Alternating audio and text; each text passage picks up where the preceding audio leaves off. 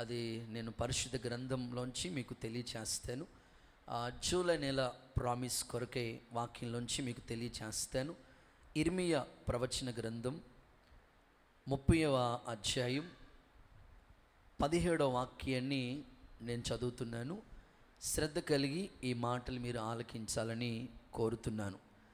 నేను నీకు ఆరోగ్యము కలుగు చేసేదను, నేను నీ గాయములను మాన్పెదను, ఇదే యెహోవా వాక్కు. ఓకే, ఇర్మియా ప్రవచన గ్రంథం 30వ అధ్యాయం అండ్ 17వ వాక్యంలో ఒక చక్కని వాగ్దానం. నేను నీ గాయములు మాన్పెదను. అందరూ గట్టిగా చప్పలు కొడుతూ సరే ఏసైకి మహిమ చెల్లిస్తారా? ఓకే, ఈ మాట అందరూ చెప్పండి నాతో. నేను నీ గాయములు మాన్పెదను. ఆమేన్. ఈ ఒక్క మాట ఈ నెలంతా మీ జీవితంలో దైవ కార్యాన్ని దేవుడు నెరవేర్చునుగాక. ప్రియులారా, దేవుడు మాట ఇస్తే అది డెఫినెట్లీ ఖచ్చితంగా ప్రభువు నెరవేరుస్తూ ఉంటాడు. గత కాలాల్లో మన కుటుంబాల్లో, మన వ్యక్తిగత జీవితాల్లో అనేక విధమైన గాయాలతో ఒకవేళ మీరు బాధపడుతూ వచ్చారేమో ఇక్కడికి. ఇదిగో ఈ 1 తారీఖు జూలై మొదటి రోజు ఈ ప్రత్యేకమైన వాగ్దాన సందేశ కొడికిలో ప్రభు ఒక చక్కని వాగ్దానాన్ని నీకు తెలియజేస్తున్నాడు. నేను నీకు ఆరోగ్యం ఇచ్చాను, అలాగే నేను నీ గాయాలు కూడా మాన్పుతాను. మానవ జీవితంలో అనేకమైన రకరకాల గాయాలతో మానవ జీవితం కొనసాగించబడుతుంది.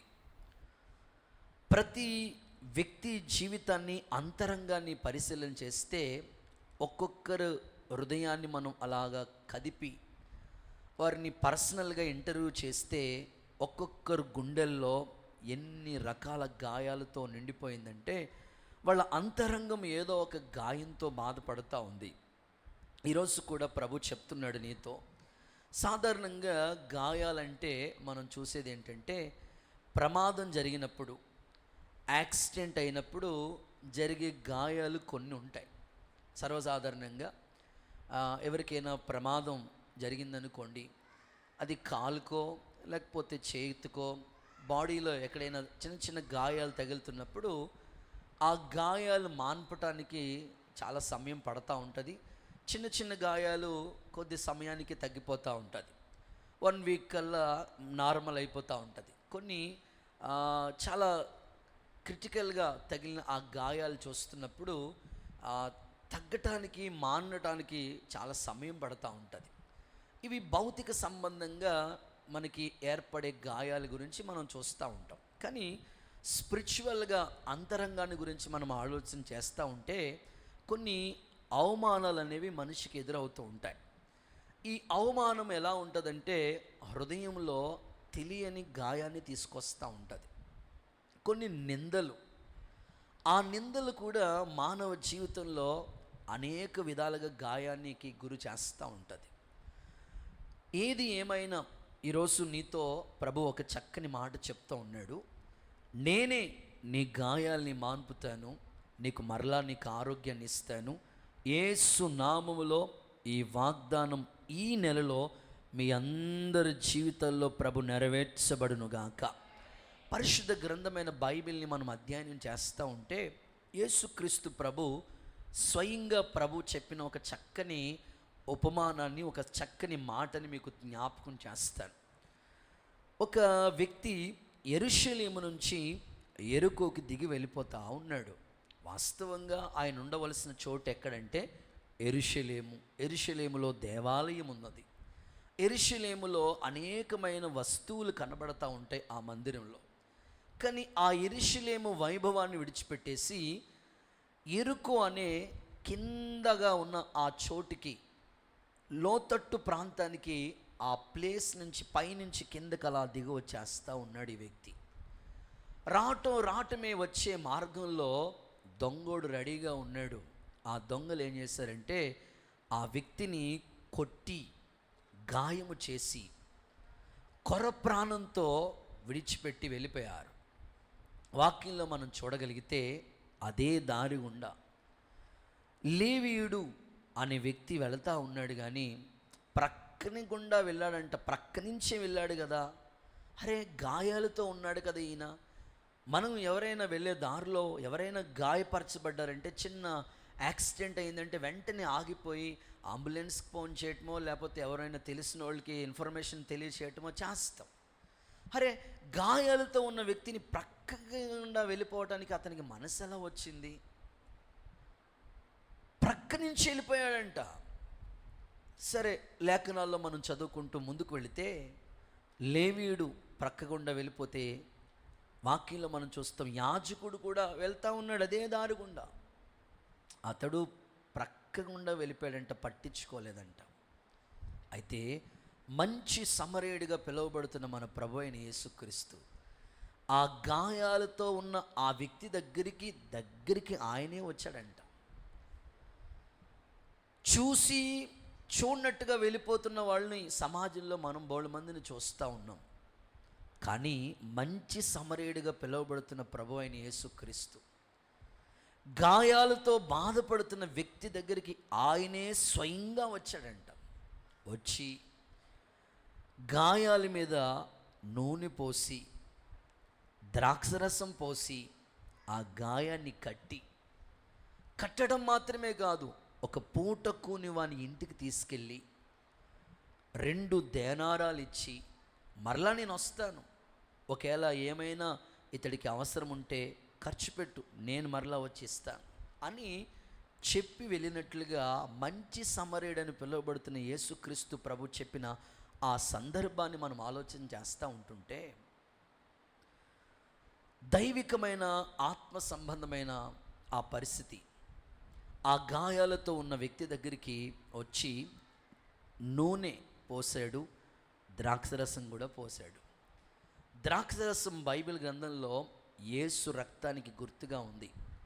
నువ్వు గాయాలతో ఉంటే యేసయ్య నీ కొరకు గాయపరచబడ్డాడనే విషయాన్ని నువ్వు మర్చిపోవద్దు.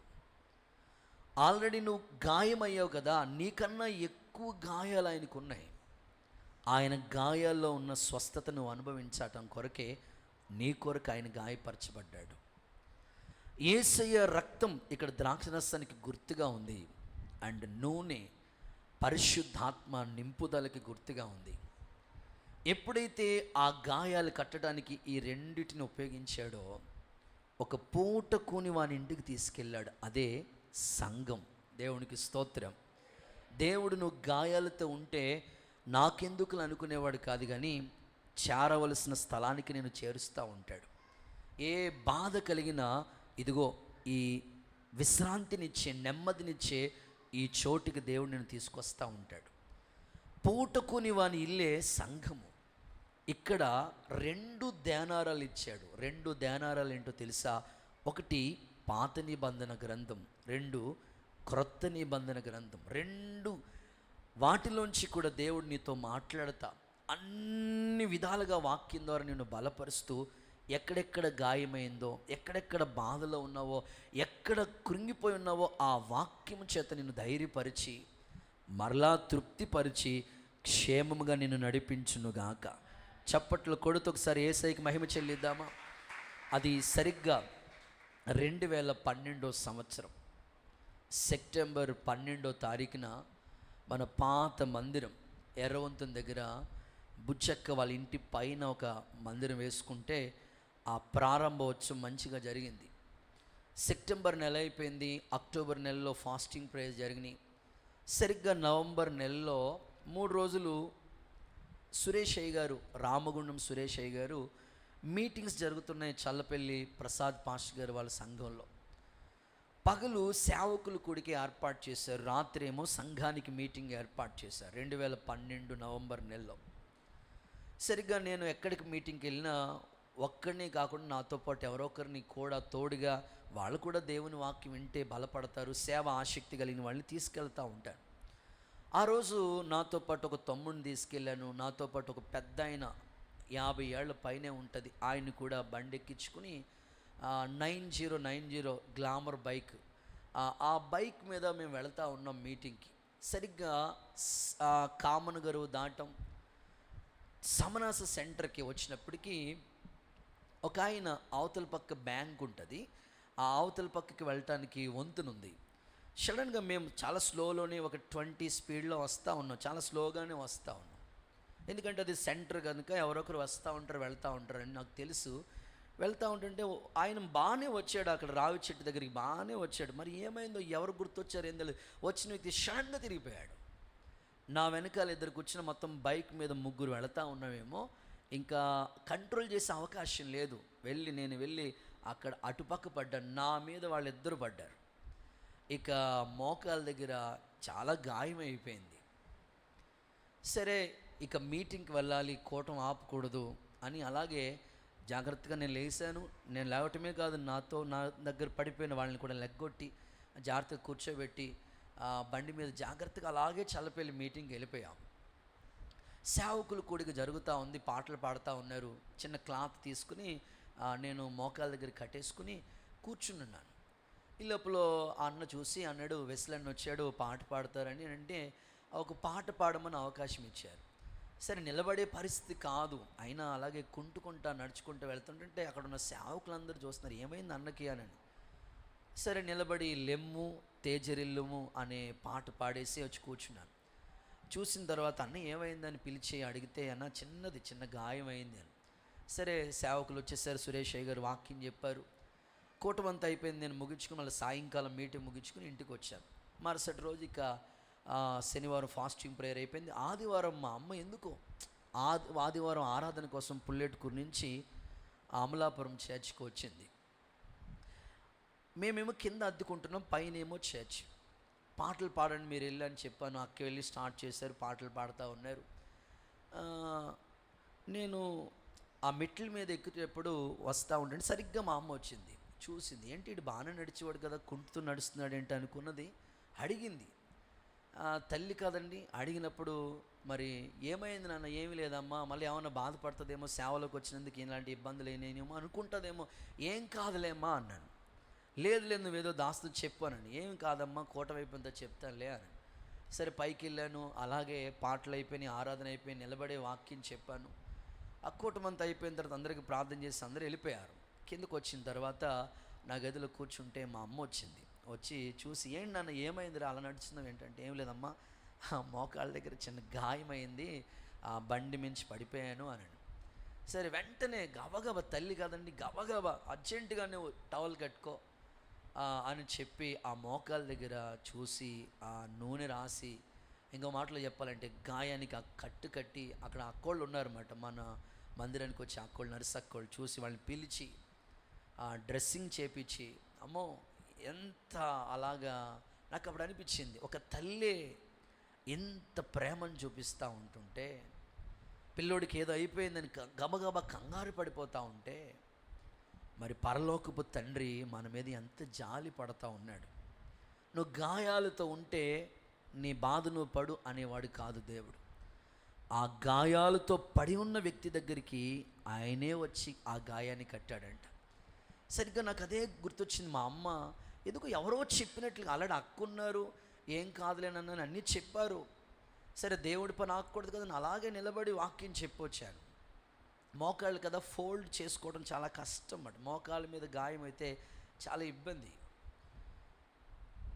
ఆ పరిస్థితి నాకు బాగా గుర్తొచ్చిన విషయం ఏంటంటే, ఒక తల్లి ఎంత ప్రేమ చూపించి గాయాన్ని కడితే, మరి పరలోకపు తండ్రి మనం పడుతున్న ప్రతి బాధ వెనకాల ఉన్న ఆ గాయం, దేవుడు ఖచ్చితంగా నీ ఇంట్లో నువ్వు ఎదుర్కొంటున్న సమస్య ఏదో నీ హృదయానికి తెలుసు. అది ఏ గాయమైనా యేసు నామములో ఈ నెలలో నీ గాయములన్నీ దేవుడు కట్టునుగాక. చప్పట్లు కొడుతూ ఒకసారి యేసయ్యకి మహిమ చెల్లిద్దామా. త్వరగానే దేవుడు దయ వల్ల ఒక 2-3 వారాలకే నాకు ఆ గాయం నుంచి దేవుడు నాకు విడుదల ఇచ్చాడు. ఈరోజు ప్రత్యేకంగా నేను నీ గాయాలు కడతానని ప్రభు మాట్లాడాడు కదా. ఎలాంటి గాయాలు కడతాడు ప్రభు అనే ఆలోచన మీకు వస్తే, బైబిల్ గ్రంథంలోంచి ఒక 5 ప్రాముఖ్యమైన విషయాలు మీతో పంచుకుంటాను. దేవుడు ఎలాంటి గాయాలు నీ జీవితంలో కడతాడు, నేను నీ గాయాలు మాన్పుతాను అన్నాడు కదా. ఎలాంటి గాయాల్ని మాన్పేటట్లుగా ప్రభు చేస్తాడో, నీ జీవితంలో ఎలాంటి గాయాలు అయ్యాయో ఆ గాయాలు ఎలాగ ప్రభు మాన్పేటట్లుగా చేస్తాడో ఒక 5 విషయాలు నీ ముందు ఉంచడానికి నేను ఇష్టపడతా ఉన్నాను. చదవండి. మొదటి మాట, అపోస్తుల కార్యాల గ్రంథం 16వ అధ్యాయం 33వ వాక్యాన్ని చదవగా ఆలకిద్దాం. అపోస్తుల కార్యాల గ్రంథం 16వ అధ్యాయం 33వ వాక్యాన్ని. రాత్రి ఆ గడియలోనే అతడు వారిని తీసుకుని వచ్చి వారి గాయములు కడిగెను. వెంటనే అతడును అతని ఇంటి వారందరూ. అపోస్తుల కార్యములు 16:33 చదవండి అక్క. రాత్రి ఆ గడియలోనే అతడు వారిని తీసుకుని వచ్చి వారి గాయములు కడిగెను. వారి గాయాల్ని కడిగాడు. చదువునమ్మా. వారి గాయాల్ని కడిగాడు. 33వ వచనంలో వారి గాయాల్ని కడిగాడు. అపోస్తులు 16 నన్న 10 కాదు, 16:30. వెంటనే వచ్చి అతని గాయాలు కడిగాను. సో మొదటి మాట, మనుష్యుని ద్వారా తగిలిన గాయాలు అనండి ఒకసారి మీ నోటితో. మీ పక్కలకి షేకండి, చెప్పండి అమ్మా. ఇక్కడ పౌలు శీల దేవుని పరిచర్య చేస్తూ ఉన్నారు. దేవుని పని కొరకే వాళ్ళు వెళ్ళారు. ఒక చోట మీటింగ్ జరుగుతుంటే వాళ్ళు ప్రార్థన కోసమని వెళ్తున్నారు. వెళుతూ ఉంటుంటే వెళ్ళే చోట ఆ ప్లేస్లో వాళ్ళు వెళ్తున్న మార్గంలో ఒక ఆమె సోది చెప్తా ఉంది. దెయ్యం పట్టిన ఒక ఆమె సోది చెప్తా ఉంది. వీళ్ళు వెళ్ళిపోతున్నారు, వాళ్ళేమి ఆమెను చూడలేదు, వీళ్ళు వెళ్ళిపోతూ ఉంటుంటే ఆమె వీళ్ళని చూసి అంటారు, అక్కడ కొంతమంది వ్యాపారం చేస్తున్నారు, ఈమెను ఆధారం చేసుకుని కొంతమంది డబ్బు సంపాదిస్తున్నారు, లాభం సంపాదించుకున్నారు. వెంటనే ఏమంటది, సర్వోన్నతుడైన దేవుని సేవకులారా. ఒక దెయ్యం పట్టిన ఆమె సేవకుల గురించి మాట్లాడుతుంది. సర్వోన్నతుడైన దేవుని దాసులారా. ఇప్పుడున్న ఈ ట్రెండ్, ఈ తరంలో సేవా పరిచర్య ఎలా ఉంది అనే ఆలోచన నాకు వస్తే, ఆ రోజుల్లో సేవ ఎలా ఉందంటే దెయ్యమే సాక్ష్యం ఇచ్చింది వీళ్ళు సర్వోన్నతుడైన సేవకులని. ఇప్పుడు సేవకులందరూ దెయ్యం వెంట పడతా ఉన్నారు. అంత రివర్స్ అయిపోతుంది సేవా పరిచర్య అంతా కూడా. నాకు ఆలోచింపజేసిన ఆ వాక్యం చదువుతున్నప్పుడు నాకు అలా అనిపించింది. ఒక దెయ్యమే సాక్ష్యం చెప్పింది కదా వీళ్ళు దేవుని సేవకులని. ఇప్పుడేమో సేవకులేమో దెయ్యం వెంట పెడతా ఉన్న సందర్భాలని మనం సమాజంలో ఎన్నో చోట్ల చూస్తూ ఉన్నాం. ప్రస్తుతం సేవ అంతా కూడా మారిపోతుంది.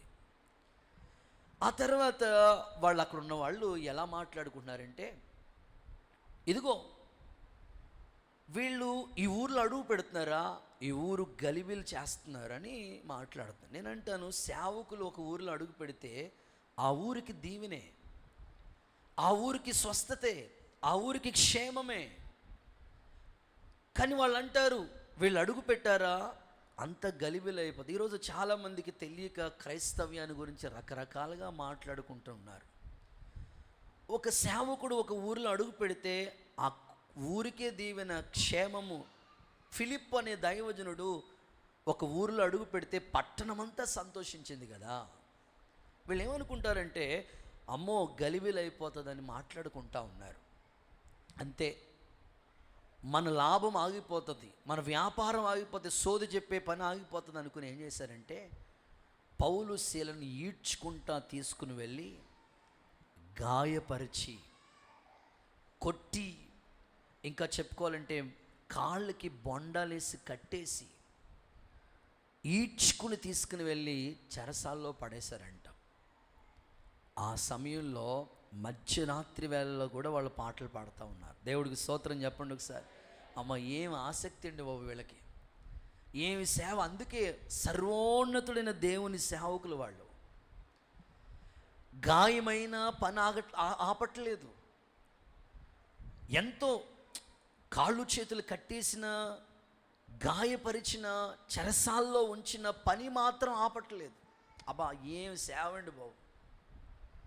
అపోస్తుల దినాల్లో ఎంత అద్భుతమైన సేవ జరిగింది. సేవ అయితే ఆగట్లేదు, గాయాలతోనే ఉన్నారు వాస్తవంగా, కానీ సేవ ఆపట్లేదు. ఆ సమయంలో వాళ్ళని కాపలా కాయమని చెరసాల నాయకుడికి అప్పగించారు. వీళ్ళు పాటలు పాడుతూ మధ్యరాత్రి వేళ దేవుణ్ణి స్తుతిస్తూ ఉంటే చెరసాల పునాదులు కదిలిపోయాయి, సంకెళ్ళు తెగిపోయాయి. ఖైదీలందరూ పారిపోతూ ఉంటుంటే చెరసాల నాయకుడు ఒక కత్తి తీసుకుని చనిపోదాం అనుకుంటాడు. ఆ సమయంలో పౌలు వారికి దేవుని మాటల గురించి చెప్తే వెంటనే అంటారు, అయ్యలారా, రక్షణ పొందటానికి మేమేం చేయాలి? నీవు నీ ఇంటి వారు ప్రభు అయిన యేసుక్రీస్తుని విశ్వాసం ఉంచు, అందరూ రక్షింపబడతారు. ఆ సమయంలో కూడా చెరసాల నాయకుడికి వాళ్ళు రక్షణ కార్యాన్ని జరిగేటట్లుగా బోధించారు. అక్కడ సందర్భం ఏమిటంటే, ఆ సమయంలో గాయాలతో ఉన్న పౌలు శీలల దగ్గరికి వచ్చి ఈ చెరసాల నాయకుడు గాయాలు కడుతూ వచ్చాడంట. దేవునికి స్తోత్రం కలుగును గాక. ఈరోజు ఇందులోంచి ఒక పాఠం. వీళ్ళు దేవుని పని కొరకే వెళ్ళారు, కానీ మనుషులు వాళ్ళ సోది చెప్పేవాళ్ళు అక్కడ ఆటంకపరిచి వాళ్ళని గాయపరిచారు. ఈరోజు ఇక్కడ కూర్చున్న మీ జీవితాల్లో కూడా ఒకవేళ నువ్వు మనుషుల ద్వారా గాయాలను ఎదుర్కొంటున్నావేమో. మనుషులు చేసే గాయాలు ఎలా ఉంటాయండా అయ్యగారు? మనుషులు చేసే గాయాలు ఎలా ఉంటాయి? వాళ్ళు ఏమి కత్తి తీసుకుని ఏం పడవరు. వాళ్ళందరూ చూస్తుండగానేమి నిన్ను గాయపరచరు, కానీ వాళ్ళనే మాటలు ఉంటాయి కదా. యోబు భక్తుడు అంటాడు కదా, కత్తిపోటి వంటి మాటలంట. ఆ మాట అన్నారంటే చాలు, ఇంకా 4 రోజుల దాకా మనం భోజనం తినక్కర్లేదు. కత్తిపోటు వంటి మాటలు మనిషిని గాయం చేసేస్తూ ఉంటాయి. అందుకే యోబు గ్రంథంలో ఈ మాట ఏమంటాడంటే, భక్తుడు అంటాడు, మనుష్యుల ద్వారా కలిగే నొప్పి నీకు తగలకుండగా నిన్ను చాటు చేస్తానన్నాడు.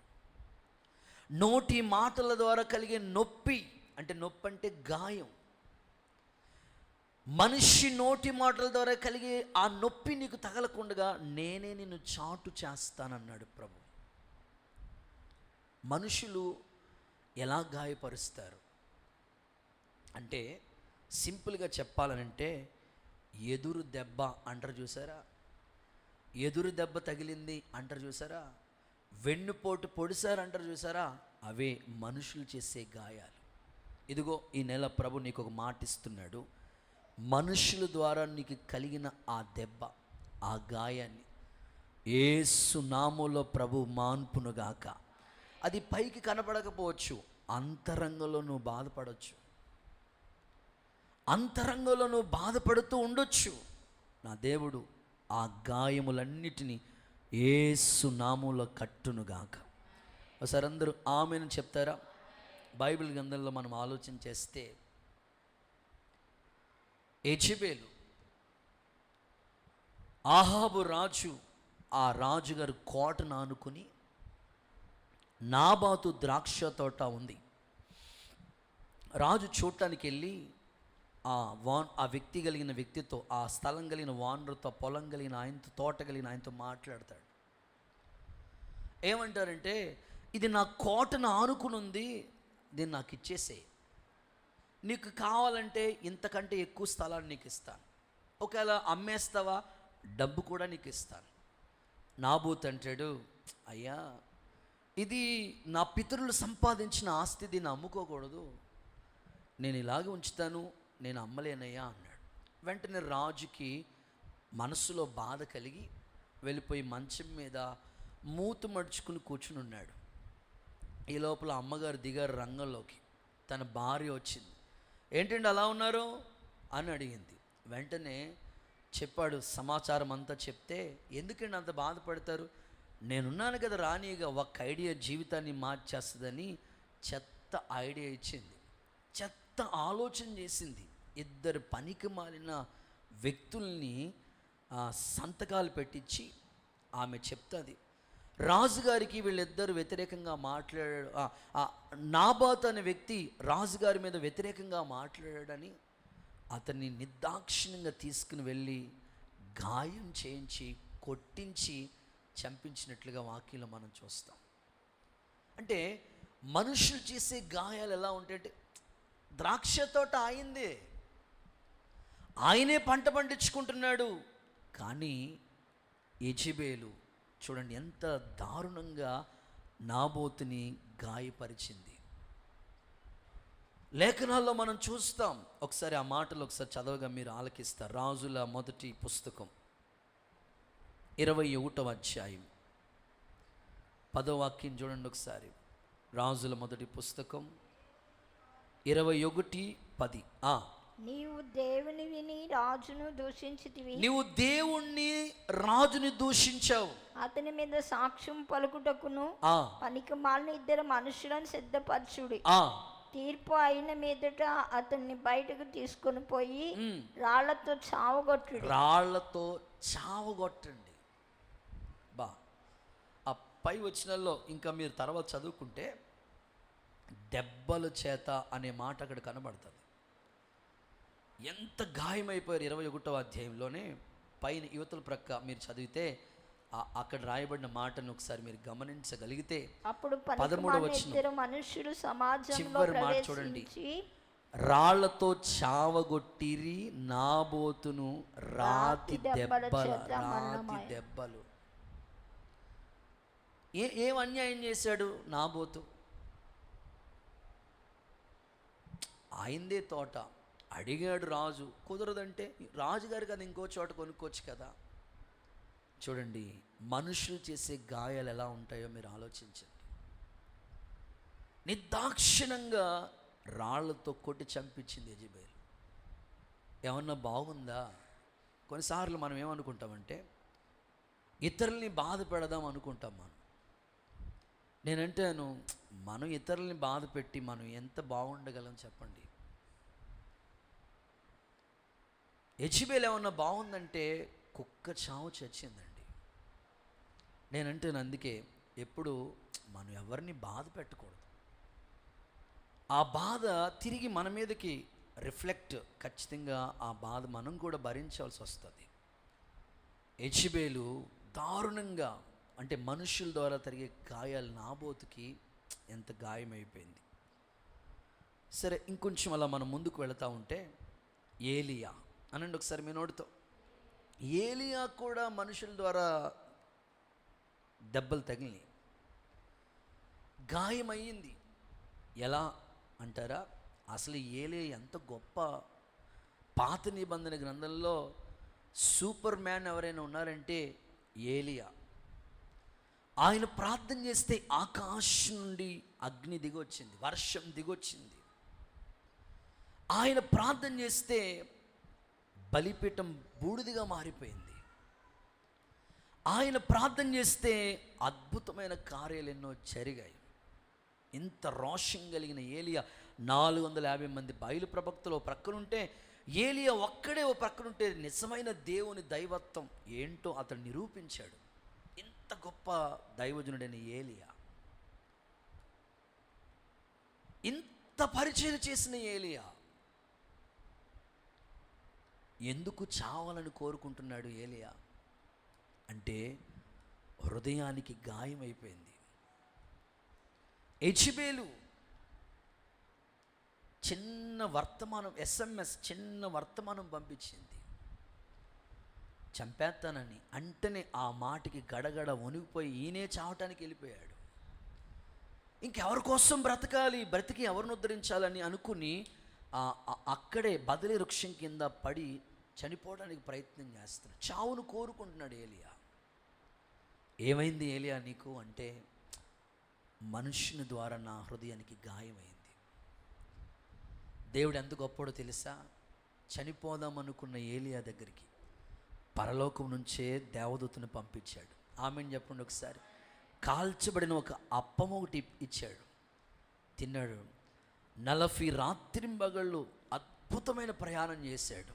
ఆశ్చర్యం చెప్పనా, చచ్చిపోదామన్న ఏలియాకు ఆ తగిలిన గాయాన్ని బట్టి మనిషి ద్వారా, ఆ యెజెబెలు ద్వారా, ఆ వర్తమానం ద్వారా తగిలిన గాయాన్ని బట్టి చనిపోదాం అనుకున్న ఏలియాకు అసలు చావే లేకుండా చేశాడు. గట్టిగా చప్పట్లు కొడుతూ సరే యేసయ్యకి మహిమ చెల్లిద్దామా. ఒకవేళ నీ జీవితంలో మనుషులు నిన్ను బాధిస్తున్న ఆ సూటిపోటి మాటలను బట్టి ఒకవేళ నువ్వు బాధపడుతున్నవేమో, ఏలియాని ఎదుటికి దేవుడు తీసుకొస్తున్నాడు. అతడికి చావే లేకుండా చేసి ఒక అద్భుతమైన ప్రయాణం చేయటానికి, ఒక బలమైన సేవ చేయటానికి దేవుడు ఏలియాను వాడుకున్నాడు కదా. నిన్ను కూడా, నీ కుటుంబాన్ని కూడా యేసు నామములో మనుషుల ద్వారా కలిగే ఆ గాయాలన్నిటి నుంచి నేను తప్పించి దేవుడే నిన్ను స్వస్థపరచునుగాక.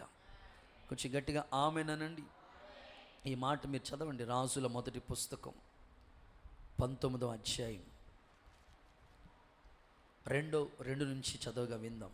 యెజెబెలు ఒక దూత చేత ఏలియాకు ఈ వర్తమానం పంపించాను. రేపు ఈ వేళకి నేను నీ ప్రాణమును వారిలో ఒకని ప్రాణం వలె చేయని ఎడల దేవుడు నాకు గొప్ప అపాయం కలుగు చేయను గాక. కాబట్టి అతడు ఈ సమాచారం విన్న వెంటనే లేచి తన ప్రాణమును కాపాడుటకై పోయి యూదా సంబంధమైన బెర్షెబాకు చేరి. సందర్భాలన్నీ మీకు తెలుసు కదా. ఆ సందర్భాలన్నీ మీకు తెలుసు కదా. ఏలియా మరణాపేక్ష కలిగిన వాడు. ఆ సందర్భంలో దేవదూత వచ్చి బలపరచడం అంటే గాయమైంది ఏలియాకు, కానీ దేవుడు మనుషుల ద్వారా కలిగిన ఆ గాయాన్ని ఆయనే కట్టాడు.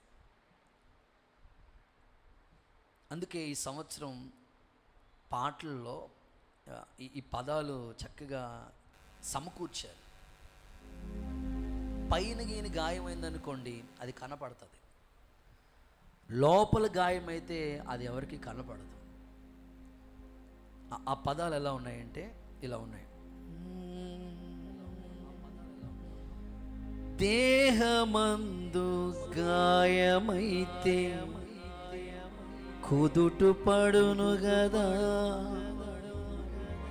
గుండె గాయం గురుతు పట్టిన నరుడు లేడు గదా.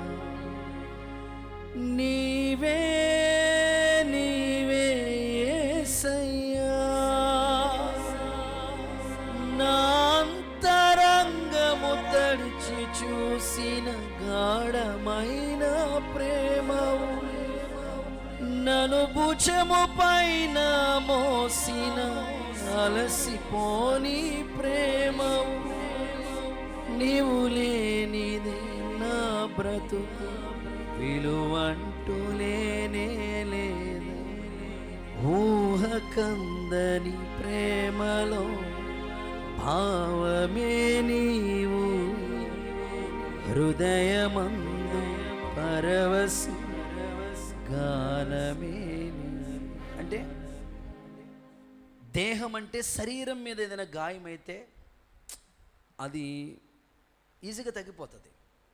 కానీ గుండెలో గాయమైతే, గుండెల మీద తంతే ఆ గాయం అంత త్వరగా తగ్గదు.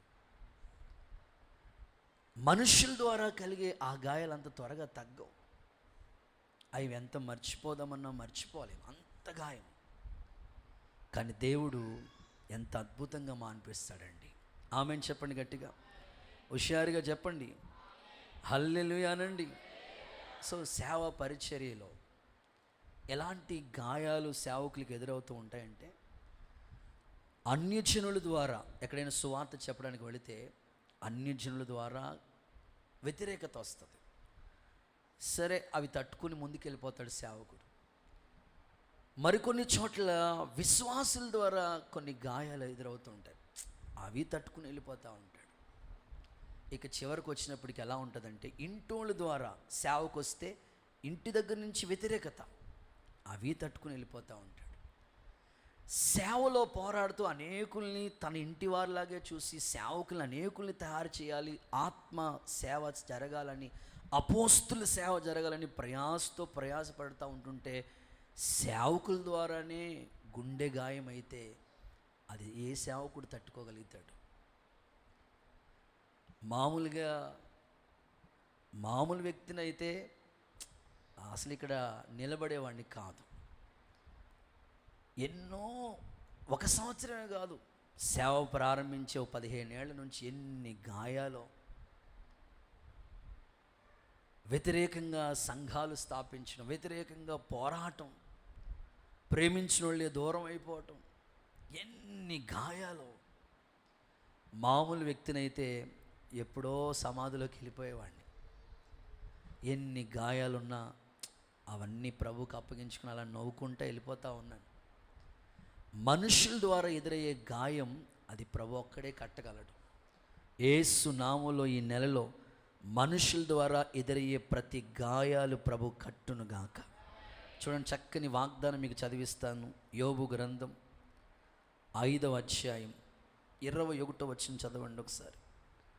యోబు గ్రంథం 5వ అధ్యాయం 21వ వచనం.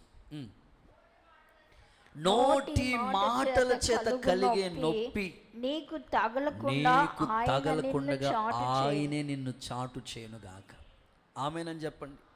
నీ పక్కోళ్ళకి షేకండి, చెప్పండి, నోటి మాటల చేత కలిగే నొప్పి నీకు తగలదు. ఆమేనండి.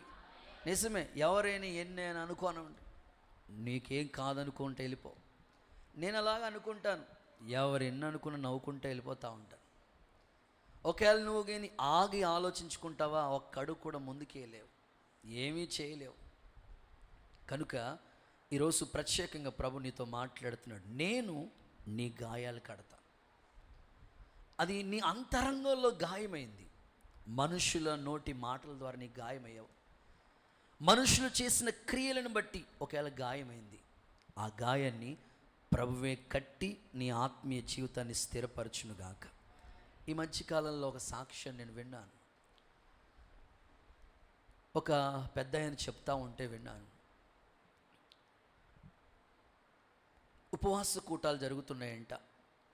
చివరి రోజు బాప్తిస్మాల కోసం ఒక 30 మంది యవనస్తులు ముందుకు వచ్చారట. చాలా సంతోషించి ఈ ఉపవాస కూటాల్లో 30 మంది రక్షింపబడ్డారు, సంతోషం అనుకుని బాప్తిస్మాల ఆరాధన అంతా అయిపోయిన తర్వాత సాక్ష్యం చెప్పండి అంటే ఉంటే వాళ్ళ తల్లి నిలబడి సాక్ష్యం చెప్తా ఉందంట. అయ్యగారు, మా పిల్లోడు 20 సంవత్సరాల నుంచి మమ్మల్ని గాయం చేస్తానే వచ్చాడయ్యా. అసలు ఈరోజు వాడు మారాడంటే, ఈరోజు బాప్తిసం తీసుకున్నాడంటే ఎంత ఆనందం అంటే అంత ఆనందం. ఆ తల్లి చెప్తున్న మాట. 20 సంవత్సరాల నుంచి వాడితో ఎంత బాధపడ్డామంటే అంత బాధపడ్డాం. అమ్మా నాన్నలని ఏం చూడకుండా ఎంత బాధ పెట్టాడో. రోజు ఫుల్గా తాగొచ్చి ఇంట్లో గొడవ చేస్తూ ఉండేవాడు. లేని అలవాటు అంటూ లేదు, అన్ని అలవాట్లకి బానిస అయిపోయాడు. ఎన్నోసార్లు చెప్తా ఉండేవాళ్ళం, కానీ ఎన్నిసార్లు చెప్పినా వినేవాడు కాదు, తిరుగుబాటు చేసేవాడు. బాధ పెట్టాడయ్యా. కొన్నిసార్లు అనుకున్నాం, మేమిద్దరం రకరకాలుగా అనుకున్నాం, ఈ బాబు ఎందుకు కన్నాం ఈ పిల్లోడిని. కానీ ఈరోజు అయ్యా, సేవకులుగా మీరు చేసిన ప్రార్థనలు, సంఘం చేసిన ప్రార్థనలు, ఇదిగో 20 సంవత్సరాల నుంచి గుండెలో గాయమైపోయిన నా జీవితంలో ఈ కుమారుడు ఎప్పుడైతే మారాడో, ఎప్పుడైతే బాప్తిసం తీసుకున్నాడో, అది చూసి మొత్తం గాయమంతా మానిపోయిందయ్యా అని చెప్పిందంట తల్లి. చప్పట్లు కొడుతూ ఒకసారి యేసయ్యకి మహిమ చెల్లిద్దాం. ఒకేలా నీ ఇంట్లో కూడా నీ అత్త ద్వారా నీ హృదయం గాయమైందేమో. చూడండి, కొంతమంది సూటిపోటి మాటలతో గాయపరుస్తూ ఉంటారు. ఒకేలా కోడల ద్వారా నువ్వు గాయమైందేమో. ఒకేలా ఇంటిలో అల్లుడు ద్వారా నీ హృదయం గాయమైందేమో. ఒకవేళ నీ వ్యాపారంలో నువ్వు నమ్మిన వారి ద్వారా ఒకవేళ నీ గాయమైందేమో. ఎలాంటి హృదయంలో అది పైకి కనబడదు, హృదయంలో ఉన్న ఆ గాయం యేసు నామములో ప్రతి గాయాన్ని దేవుడు కట్టునుగాక. యేసు నామములో మనుషుల ద్వారా కలిగే ప్రతి గాయము దేవుడు మాన్పునుగాక. ఒకసారి అందరూ ఆమెనంటారా? అలాగ ప్రభు నీ జీవితంలో జరిగించునుగాక. రైట్, ఇక రెండో మాటలకు వస్తుంది. సెకండ్ వన్, నేను నీ గాయాలు మాన్పుతాను. ఎలాంటి గాయాలు మానుతాడు దేవుడు అంటే చూద్దాం. లూకా సువార్త 9వ అధ్యాయం 39 నుంచి 42 వరకు మీరు నోట్ చేసుకోండి. 39 మాత్రమే చదువుతారు. లూకాసు వార్త 9వ అధ్యాయం దయ్యము వాని పట్టును. 39. పట్టినప్పుడు వాడు అకస్మాత్తుగా కేకలు వేయును, నురుగు కారునట్లు అది వానిని విలవిలలాడించుచు గాయపరచుచు, విలవిలలాడిస్తూ గాయపరుస్తూ వానిని వదలకుండెను. అస్సలు వదిలిపెట్టట్లేదంట, గాయపరుస్తూనే ఉందంట. ఎంత వాడు వదులుకుందాం అనుకున్నా ఆ దెయ్యం మాత్రం వాడిని వదలట్లేదంట. రెండవది, సాతాను క్రియల ద్వారా కలిగిన గాయములు. అనండి ఒకసారి ఈ మాట చెప్పండి. నేను నీ గాయాలు మానుపుతాను. ఎలాంటి గాయం మానుపుతావు ప్రభా? ఒకటి, మనుష్యుల ద్వారా నీకు కలిగిన గాయం, ఎదురు దెబ్బ, వెన్నుపోటు, ఇవన్నీ. రెండు, సాతాను క్రియల ద్వారా కలిగిన గాయాలు. మీరు అడగొచ్చు, సాతాను గాడు మమ్మల్ని ఎందుకు గాయం చేస్తాడు అయ్య గారు? అసలు వాడికి మేమెక్కడ కనబడతాం? లేదు లేదు లేదు, వాడు ఎవరిని మృంగుదామని గర్జించు సింహం వల్లే తిరుగుతా ఉన్నాడు. వాడికి రాత్రింబగళ్ళు ఇదే డ్యూటీ. టైం తక్కువగా ఉందంటే వాడికి, మనకేమో టైం విలువ తెలియట్లేదు. వాడికి టైం రాత్రింబగళ్ళు కష్టపడతా. వాడి ప్రయత్నం ఏంటంటే ఎవరిని పట్టుకుందామా, ఎవరిని మృంగేద్దామని వాడి ప్రయత్నం. గర్జించు సింహం వల్లే తిరుగుతున్నాడంట. సాతాను క్రియల ద్వారా కొన్ని గాయాలు తగులుతూ ఉంటాయి. ఎలా అంటే, ఇక్కడ ఒక తండ్రి ఉన్నాడు, ఆ తండ్రికి ఒక్కడే కొడుకున్నాడు. ఈ కుమారుడు నీళ్లు కనబడితే నీటిలో పడిపోతున్నాడు, అగ్ని కనబడితే అగ్నిలో పడిపోతున్నాడు. ఏంటి ఈ రోగం ఏమి అర్థం కావట్లేదని ఆ తండ్రి ప్రభు దగ్గరికి తీసుకెళ్ళాడు. శిష్యుల్ని అడిగాడు, ఏమన్నా మీరు చేస్తారంటే మా వల్ల కాదయ్యా అన్నారు. వాడు ప్రభు అన్నారు, ఇది ఉపవాసం వల్లేనే సాధ్యమని. వాడిని యేసు నామంలో విడిచిపో అనేటట్లుగా ప్రభు అద్భుత కార్యం చేశాడు. నువ్వు నమ్ముతున్నావా అని అడిగాడు. ఎక్కడో కొంచెం అపనమ్మకం ఉందయా అన్నాడు. నజరేయుడైన యేసు నామంలో విడిచిపో. ఈ సాతాను, ఈ అపవిత్రాత్మ, దెయ్యము, సాతాను వాడిని అసలు వదలలేదంట. వదలకుండా ఏం చేస్తుంది తెలుసా? గాయం చేస్తాం. అంటే సాతాను గడు చేసే గాయాలు, అపవాది సాతాను క్రియల ద్వారా గాయాలు. మీకు సేమ్ ఇలాంటి స్టోరీ ఒకటి ప్రభు చెప్పాడు. సేన అనే ఒక దెయ్యం పట్టినవాడు. వాస్తవంగా యవనస్తులు ఎక్కడుండాలి అని ఆలోచిస్తే, ఉంటే ఇంట్లో ఉండాలా, లేకపోతే మందిరంలో ఉండాలి, లేకపోతే ఉద్యోగం చేసే స్థలాల్లో ఉండాలా? కాదు, ఈ యవనస్తుడు ఉండే చోటు ఎక్కడంటే దెయ్యాలు నివసించే సమాధుల తోట దగ్గరికి వెళ్తూ ఉన్నాడు. అక్కడ ఉంటున్నాడు వాడు. లేఖనాల్లో మనం చూస్తే వాడినంట కాళ్ళు చేతులు కట్టేసి బంధించేసినా సరే వాడు తెంచుకుని వెళ్ళిపోతున్నాడంట. ఎవడు వల్ల అవ్వట్లేదంట, వాడిని సాధు చేయలేకపోతున్నారంట. ఇంకా వాడు చేస్తున్న పని ఏంటో తెలియదు. దెయ్యం చేసే క్రియలు చూడండి, వాడు గాయం చేసుకుంటున్నాడంట, గాయాలు చేసుకుంటున్నాడంట. చూడండి, చాలామంది యవనస్తులు ఏదైనా అడుగుతారు, ఇంట్లో ఇవ్వలేదనుకోండి వెంటనే బ్లేడ్ తీసుకుని కోసేసుకుంటూ ఉంటారు. ఇంకా అక్కడ ఏ వస్తువు ఉందో అది తీసుకెళ్ళి పగలగొడేస్తూ ఉంటారు, అవసరమైతే ఇసిరేస్తూ ఉంటారు. ఎందుకు చేస్తున్నాడు ఈ యవనస్తుడు అంటే, వాడు మంచోడే, వాళ్ళలో ఉన్న దెయ్యం ఉంది. ఆ అమ్మాయి మంచిదే, కానీ దెయ్యం, ఆ దెయ్యం క్రియ చేసి ఏం చేస్తుందంటే గాయపరుచుకున్నట్లుగా చేస్తుంది. దేహము దేవుని ఆలయం కదా, శరీరము దేవుడిచ్చిన ఒక అద్భుతమైన ఆలయం. కానీ ఈ శరీరాన్ని గాయం చేయటానికి అపవాది చేసే క్రియ చూడండి. చాలామంది భర్త ఏదో అన్నాడు అంతే, ఆ మాట అంటంతోనే ఆ వేళ్ళని తీసుకెళ్ళిపోయి స్విచ్ బోర్డులో పెడేస్తుంటారు. ఇంట్లో ఏదో అన్నాడు అంతే, వెంటనే పురుగు మందులు తీసుకెళ్ళి తాగేస్తూ ఉంటారు. చూడండి, ఎందుకు ఇలా చేస్తున్నాడు ఈ మనిషి అంటే దెయ్యం. నో డౌట్, ఒక వ్యక్తి ఇలా ప్రవర్తిస్తున్నాడంటే ఖచ్చితంగా దెయ్యం. ఒకసారి అందరూ హల్లెలూయా చెప్పండి, మీకు అర్థమయ్యే కోణంలో చెప్తాను. ఒక పాస్టర్ గారి దగ్గర పరిచయం చేసే కొంతమంది ఉంటారు కదా. చెప్పారంటే కాఫీ తీసుకురానన్నా అని చెప్పారంట. పెద్ద ఆయన చాలా సీనియర్ పాస్టర్. వీళ్ళు వెళ్ళి కాఫీ రెడీ చేయమని అక్కడ కిచెన్లో చెప్పారు. మొత్తం మీద తీసుకొచ్చి పట్టుకెళ్ళి పాస్టర్ గారికి ఇచ్చారన్నమాట. అయ్యా కాఫీ ఇదిగో అడిగారు కదా తీసుకొని తాగుదామని చూస్తే ఆ కాఫీలో చీమలు ఉన్నాయి.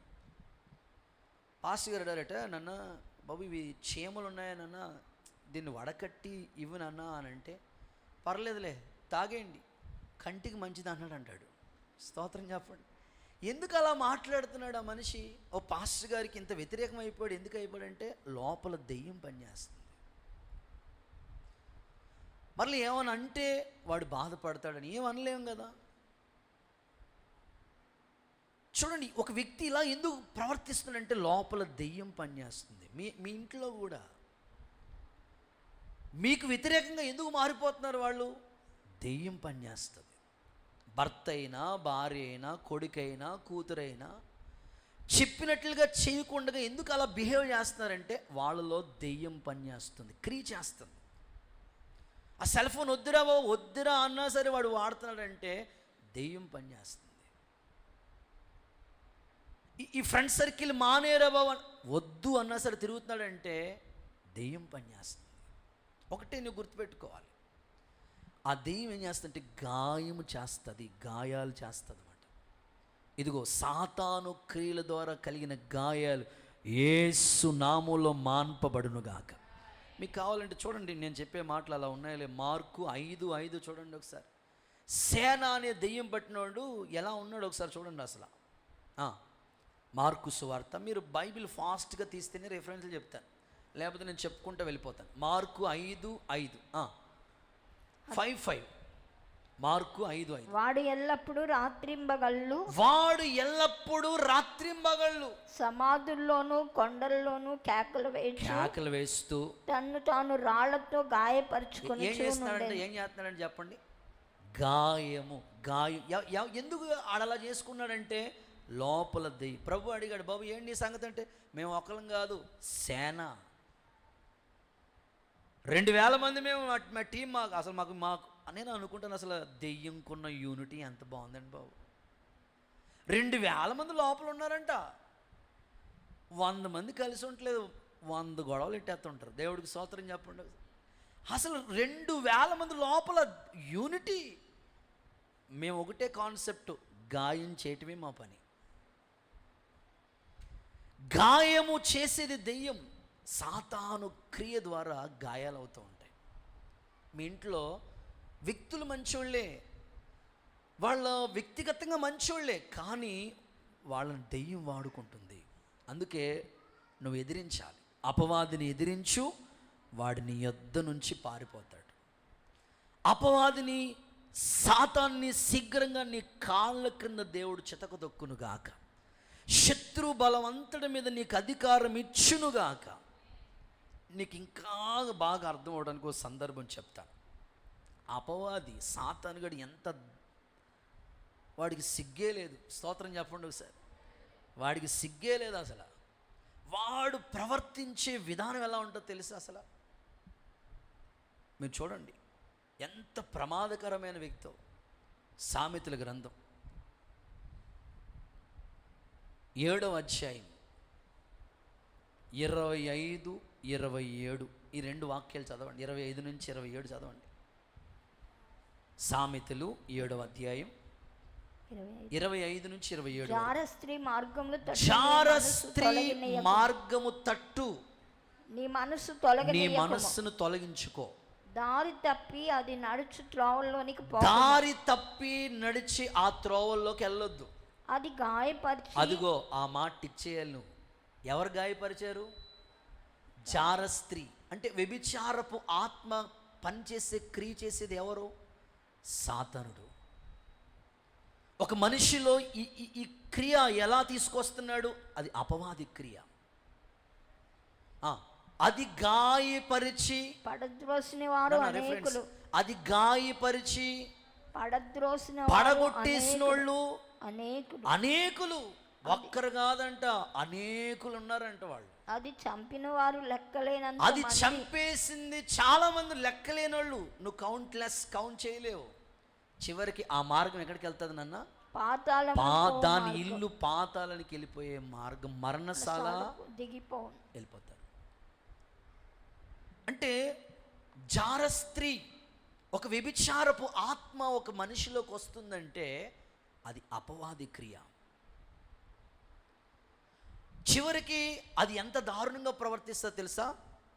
గాయము చేసిన వాళ్ళు అనేకులంట. ఒక్కరు కాదు అనేకులు ఆ గాయానికి బాధితులైపోవాల్సిందే.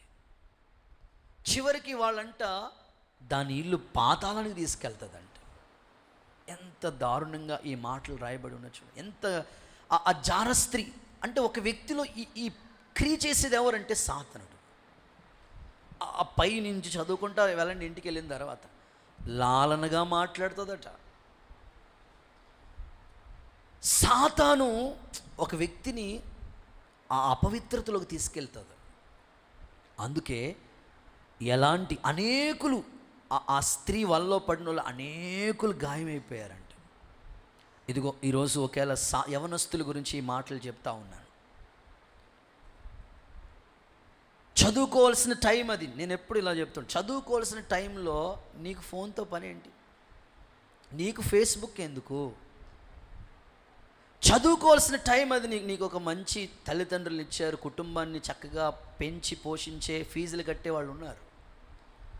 చదువుకోమని స్కూల్కి పోయి కాలేజెస్కి పంపిస్తే చదువు మీద ధ్యాస లేకుండా లోకం అనే ప్రేమ మాయలో పడిపోతున్నారంటే వాళ్ళలో క్రియ చేస్తున్న అపవాది క్రియ అది గాయం చేస్తూ ఉంది. ఆ వలలో గాయమైన వాళ్ళు ఎలా ఉంటారో తెలుసండి, ఇక అందులోంచి బయటికి రాలేనంత దారుణంగా అనేకులు గాయమైపోతూ ఉంటారు. అపవాది చేసే క్రియ గురించి ఒకసారి హబక్కూకు గ్రంథంలో ఇంకా చదివిస్తాను, మీకు ఇంకా బాగా అర్థమవుతుంది. హబక్కూకు గ్రంథం 1వ అధ్యాయం, హబక్కూకు గ్రంథం 1వ అధ్యాయం 15వ వాక్యం చదవండి ఒకరు. వాడు గాలం వేసి మానవులందరినీ లాగి గుచ్చి ఉన్నాడు, ఉరులు ఒగ్గి చిక్కించుకున్నాడు. వాడు తన వలతో వాడిని కూర్చుకుని సంతోషపడి గంతులేస్తున్నాడు. ఎవడు వీడు? అపవాది. సాతానుగాడు చేసే క్రియలు ఏంటో తెలుసు? అక్కడ ఏబిసి అని 3 మాటలు కనబడ్డాయి. గాలము అనండి, బి ఉరి, సి వల.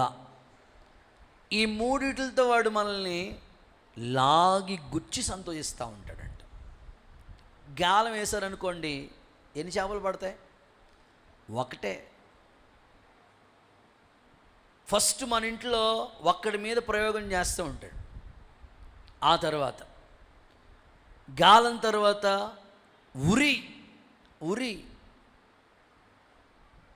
ఉరిలో కొన్ని పడతాయి, ఆ తర్వాత వల. మొత్తం ఫ్యామిలీ. ఈరోజు ఓకే, వాక్యపు వెలుగులో మీతో మాట్లాడుతున్నాను. సాతాను క్రియలు ఎలా ఉన్నాయో తెలుసా? ఎంతోమందిని గాయం చేస్తూ ఉన్నాయి. ప్రభు నీకు ఒక వాగ్దానం ఇస్తున్నాడు. నీ ఇంట్లో నీ పిల్లలు ఉన్నారు, ఎదుగొచ్చిన పిల్లలు ఉన్నారు. నువ్వు ఫీజులు కడుతున్నావు, వాళ్ళని చదివించాలని ఎంతో ప్రయాసపడుతున్నావు, కానీ అపవాది క్రియ నీ ఇంట్లో పనిచేయకూడదు.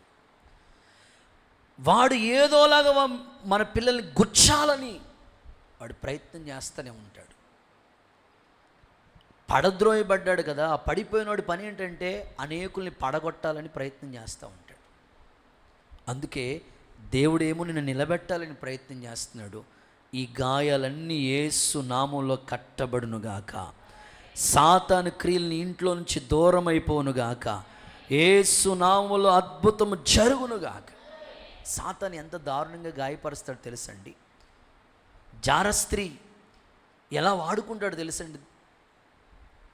శాంసోన్ అసలు సామాన్యమైన వ్యక్తి ఏంటి? శాంసోన్ దాని వలలో పడిన వాళ్ళు అనేకులంట. ఒక్కరినే నీకు చెప్తున్నాను, ఒక శాంసోన్నే నీకు ఎగ్జాంపుల్గా చెప్తున్నాను. శాంసోన్ ఏమీ సామాన్యమైన వ్యక్తి కాదు. అతని పుట్టికే అద్భుతం, అతన్ని పెంచిన విధానమే అద్భుతం, అతను చేసిన కార్యాలే అద్భుతం. అసలు శాంసోన్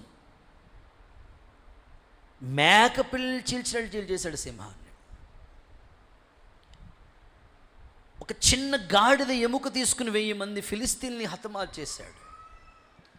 300 నక్కల్ని పట్టుకున్నాడు. నువ్వు ఇంట్లో ఉన్న కుక్కనే పట్టుకోవట్లేదు, కోడినే పట్టుకోవట్లేదు. అంత బలవంతుడు. కానీ దెలీలా జారస్త్రీ మాయలో పడ్డాడంతే. ఏమైందో తెలుసా? నీ బలం ఎక్కడుంది చెప్పు శాంసోన్. ఎంత లాలనగా మాట్లాడిందో. శాంసోన్ ఎక్కడా, నీ బలం ఎక్కడా? చాలాసార్లు తప్పించుకున్నాడు శాంసోన్. ఇక వల్ల కాలేదు. నా బలమ నన్ను బంధించి జుట్టులో ఉంది, అంతే. జుట్టు కత్తిరిస్తే ఎంత విరజిమ్ముకుందామన్న ప్రయత్నం చేసిన ప్రయత్నం అవట్లా. శాంసోను పరిస్థితి మనం చూస్తే 2 కళ్ళు కూడా ఓడదీసేశారండి. ఒక గానుగు విసురుతున్నాడు. ఎంత దారుణమైన పరిస్థితి. శాంసోన్ నీ లైఫ్ ఎలా ఉండేది? శాంసోన్ సాతాను క్రియ, జారస్త్రీ ప్రవేశించడం వల్ల ఎంత గాయమైపోయింది.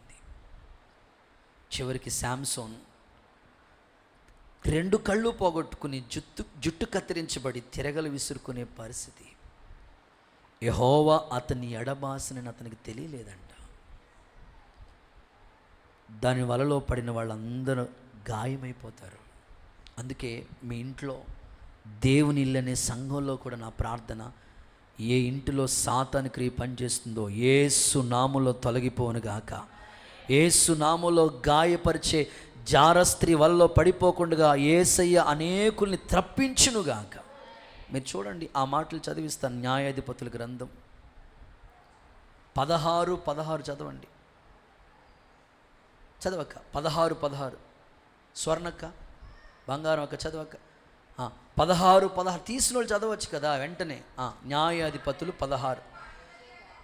ఒక్కసారి రిఫరెన్స్, సామెతలు 16. ఆమె అనుదినమును, ఒకరోజు కాదు, డైలీ మాటల చేత అతనిని బాధిస్తా వచ్చింది. తొందర పెడతా వచ్చింది. అతడు ప్రాణం విసిగి చావగోరే. ఏమండి, ప్రాణం విసిగి చచ్చిపోవాల్సిన పని ఏం వచ్చింది అసలు? న్యాయాధిపతి కదా శాంసోన్.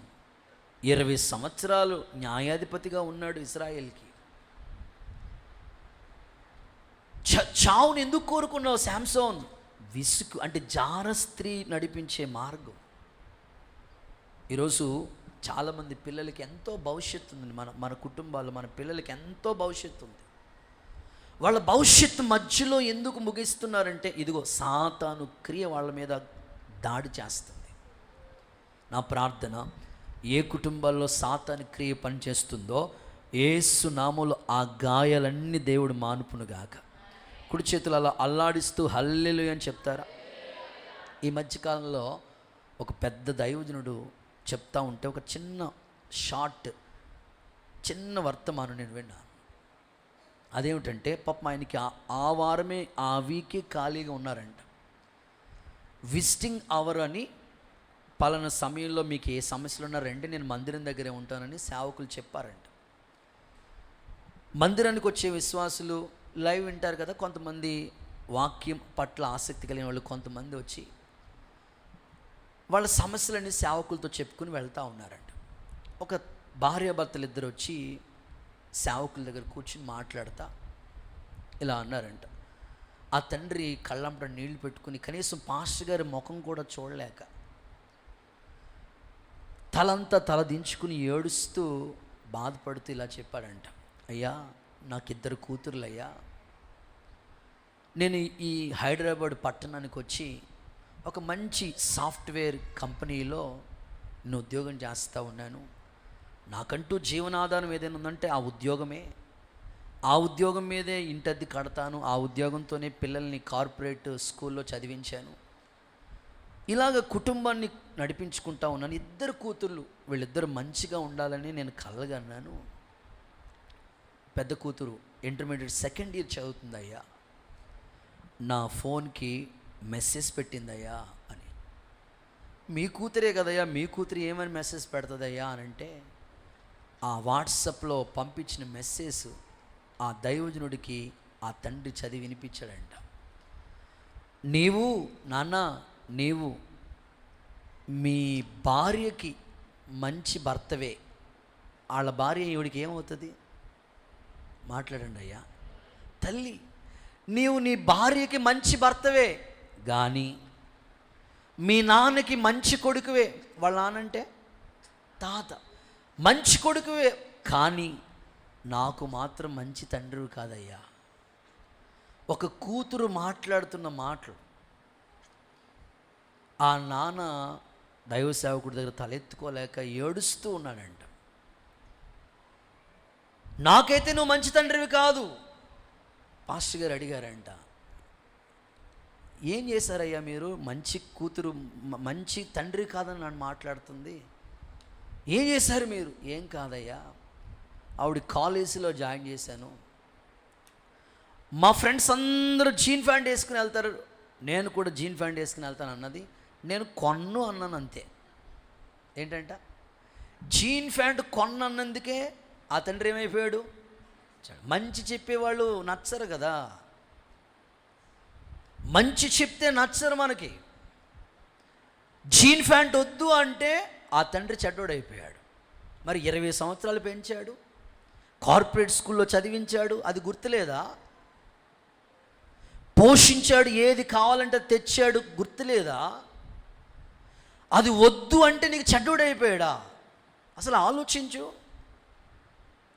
సరే, అక్కడ తాగలా, మా ఫ్రెండ్స్ అందరూ జుట్టు విరబోసుకుని వెళ్తూ ఉంటారు, మరి జడేసుకో అంటే కుదరదో, నేను అలాగే బేబీ ఫ్యామిలీ కటింగ్ వేయించుకుంటాను.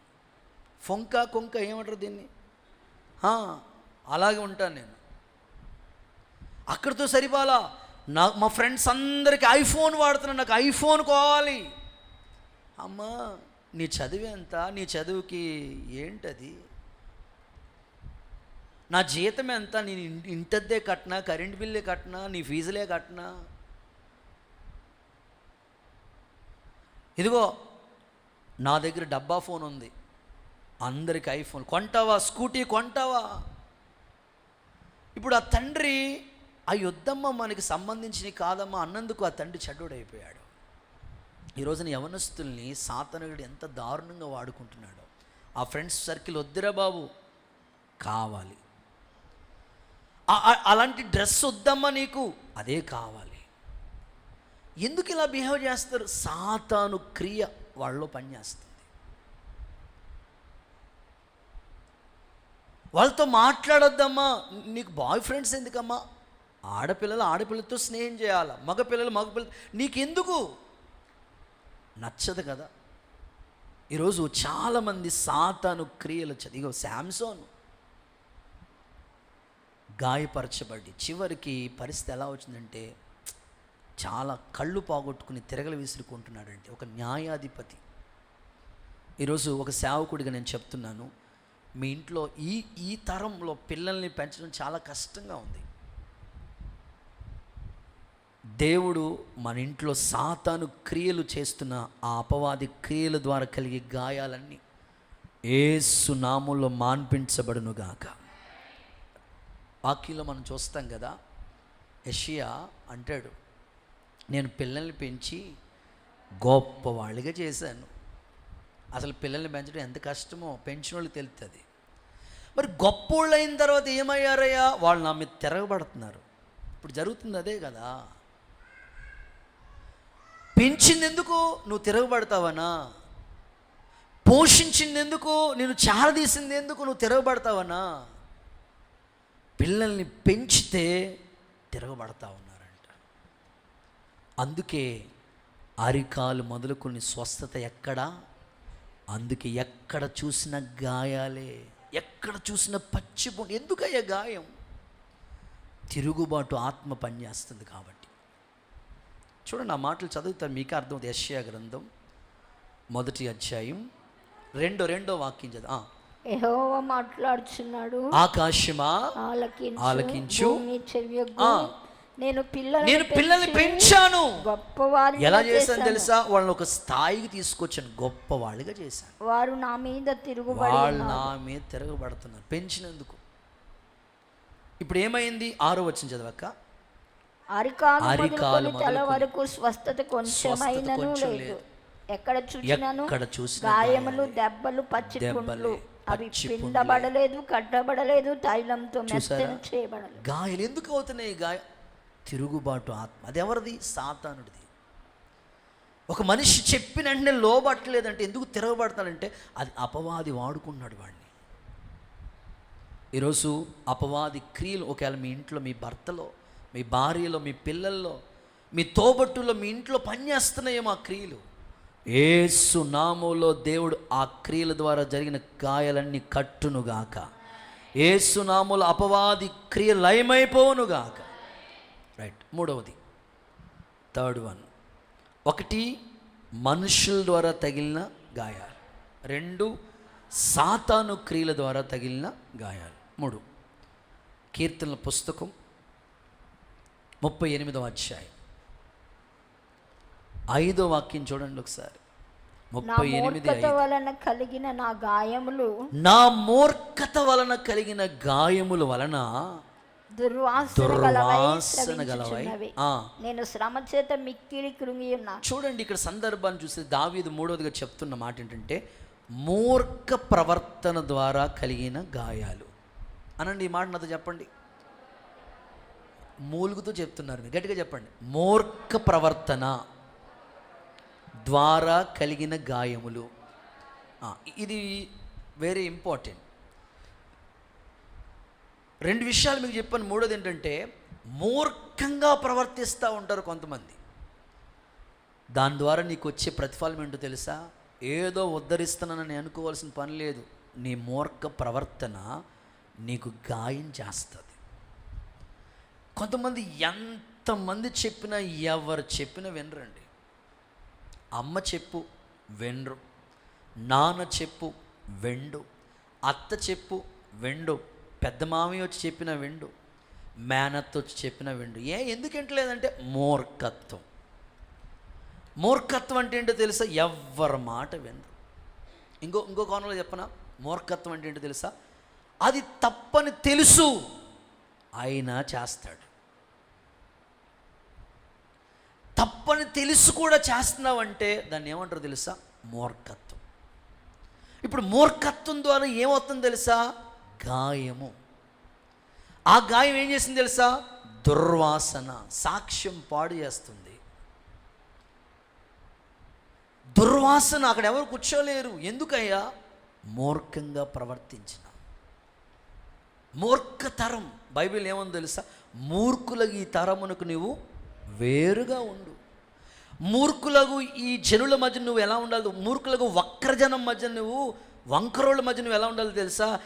దివ్యమైన వాక్యాన్ని చేత పట్టుకుని జ్యోతుల వలె కనబడమంటే నువ్వు కూడా మూర్ఖుడిగా ప్రవర్తిస్తే ఎలా?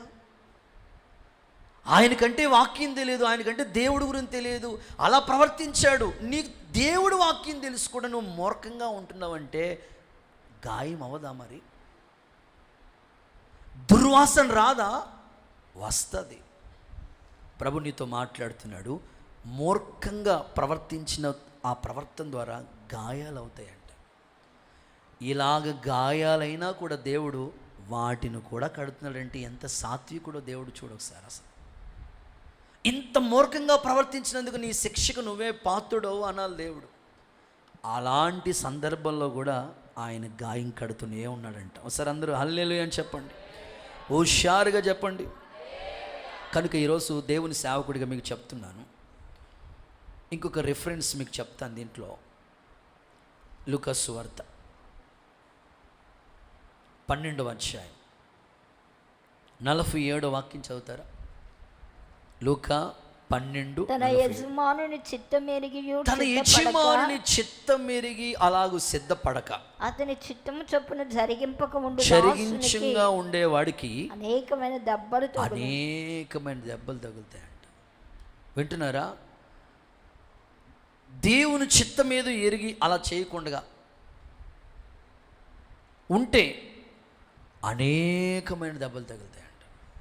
దీంట్లో అర్థవంతమందిగా చెప్పాలంటే తెలియకుండా చేసావనుకో దేవుడు అక్కడితో నిన్ను విడిచిపెడతాడు. తెలుసు కూడా చేస్తున్నావు అనుకో, మూర్ఖంగా ప్రవర్తిస్తున్నావు అనుకో, ఒక్కటి కాదంట, అనేకమైన దెబ్బలు తగులుతాయంట. దావీదు ఎక్కడ మూర్ఖంగా ప్రవర్తించాడండి? దేవుడికి ఇష్టానుసారమైన వ్యక్తి కాదండి. మరి ఇష్టానుసారుడే. యుద్ధంలోకి వెళ్ళవలసిన వ్యక్తి మిద్ది మీదకి ఎక్కి చూడకూడని దృశ్యాన్ని చూసి, చేయకూడని పని చేసి, అంత మాత్రమే అక్కడతో సరిపెట్టకుండా ఆమె భర్తను కూడా నిర్దాక్షిణ్యంగా చంపించేశాడంటే ఎంత మూర్ఖంగా ప్రవర్తించాడండి. అసలు దేవుడికి ఇష్టమైన వ్యక్తి ఇలా ప్రవర్తించవచ్చా అనిపిస్తుంది మనకి. ఇప్పుడు కూడా సండే స్కూల్ నుంచి దేవుడు తెలుసు, బైబిల్లో స్టోరీ అంటూ తెలియదు అంటే ఏముంది, అన్నీ తెలుసు. ఎప్పుడూ రక్షించబడి 10 ఏళ్ళు అయిపోతుంది. బాప్తిసం తెలుసు, భక్తి తెలుసు, సంపూర్ణత తెలుసు, అన్నీ తెలుసు. తెలుసుండే తప్పు చేస్తున్నాం అంటే ఎక్కువ గాయాలు తగులుతాయంట. దావీదు తెలుసుండే చేశాడు కాబట్టి ఎంత దారుణంగా ప్రవర్తించాడు, మూర్ఖంగా. మూర్ఖుడు అంటండి బైబిల్ ఏముందో తెలుసా? ఎవ్వరి మాట వినడంటే. ఒకసారి మూర్ఖత్వం గురించి ఒక రెఫరెన్స్ ఇస్తాను చూడండి. సామెతలు 10:32 చూడండి ఒకసారి. 10:32. నీతిమంతుని పెదవులు ఉపయుక్తములైన సంగతులు పలుకును. నీతిమంతులుగా ఉండే వాళ్ళ పెదవులంట ఉపయుక్తమైన మాటలే మాట్లాడతాయంట. భక్తిహీనుల నోట మూర్ఖపు మాటలు. చూసారా ఎందుకింత మూర్ఖంగా మాట్లాడుతున్నాడు ఈ మనిషి? భక్తిహీనుడు నోట మూర్ఖత్వంగా మాట్లాడుతూ ఉంటాడు. చూడండి, కొంతమంది మాట్లాడితే ఎలా ఉంటుందంటే ఎంత మూర్ఖంగా మాట్లాడతారు. అసలు జరిగింది ఏంటి, జరుగుతుంది ఏంటి, ఏం అసలు ఆలోచన మూర్ఖంగానే వస్తూ ఉంటారు వాళ్ళు. ఎందుకయ్యా? భక్తిహీనులు. ఒకప్పుడు భక్తి చేసిన వాళ్ళే భక్తిహీనులైపోయి మూర్ఖంగా ప్రవర్తించి ఇదిగో వాళ్ళ మాటలు అలా మాట్లాడుతూ ఉన్నారు. ఒకసారి కుడి చేతులు పైకెత్తి హల్లెలూయా చెప్పండి.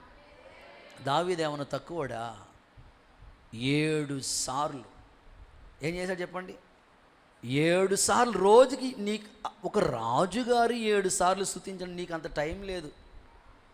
రాజుగారు 7 సార్లు స్తుతించేవాడు, 3 సార్లు ప్రార్థన చేశాడు. ఏం భక్తికి ఏం తక్కువ లేదు. మరి ఎందుకు అలా ప్రవర్తించాడు? మూర్ఖత్వం. దాని ద్వారా గాయము. తెలిసి చేస్తే ఇంకెక్కువ గాయాలు ఉంటాయి. తెలియకుండా చేసావా దేవుడు క్షమిస్తాడు. తెలిసి కూడా చేస్తున్నావంటే ఎక్కువ గాయాలు అవుతుంటాయి. ఇప్పుడు జరుగుతుంది ఏంటంటే బాప్తిసం పొందలేనోడు చేయట్లేదు తప్పు, బాప్తిసం పొందినోడే. దేవుడు తెలియనినోడు మాట్లాడట్లేదు, దేవుడు తెలిసినోడు అన్నీ తెలిసినోడే మాట్లాడుతున్నాడు. ఇంత మూర్ఖంగా ఎలా మాట్లాడుతున్నావా నువ్వు?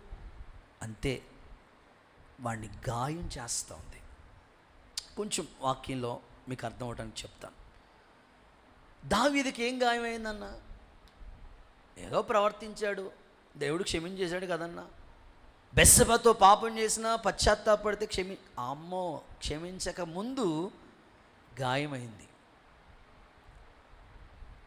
మరలా చెప్తున్నాను, తెలిసి చేస్తే ఎక్కువ దెబ్బలు, తెలియకుండా చేసావు క్షమించబడతావు. రక్షింపబడి భక్తి చేసి సంపూర్ణ భక్తిలో పరిచర్యలో ఉన్నతంగా ఎదుగుతున్నావా, ఇదిగో ఎక్కువ దెబ్బలు తగులుతాయట. దావీదుకి తగిలిన దెబ్బలు ఎలా ఉన్నాయో తెలుసా? గాయాలు ఎలా ఉన్నాయో తెలుసా? కన్న కూతురే తన కళ్ళు ముందు, ఒక మాటలో చెప్పాలంటే వాళ్ళ సొంత అన్నే పాడు చేశాడండి. ఒక మాటలో ఆలోచిద్దాం. ఏ తండ్రి చూసి సంతోషించగలడు? దావీదు హృదయం గాయమైపోయింది. నా కూతురు ఇలా అయిపోయింది ఏంటి? సరే అక్కడితో అయిపోయిందా? వాళ్ళ కొడుకున్నాడే అమ్నోను. బైబిల్లో మనం చూస్తాం కదా, తనకు వ్యతిరేకంగా మారిపోయాడు. దావీదా, ఎందుకయ్యా నీకు ఈ పరిస్థితి? నేను మూర్ఖంగా ప్రవర్తించానయ్యా, అందుకే నా కూతురు ఇలా అయిపోయింది, అందుకే నా కొడుకు అమ్నోను చనిపోయాడు.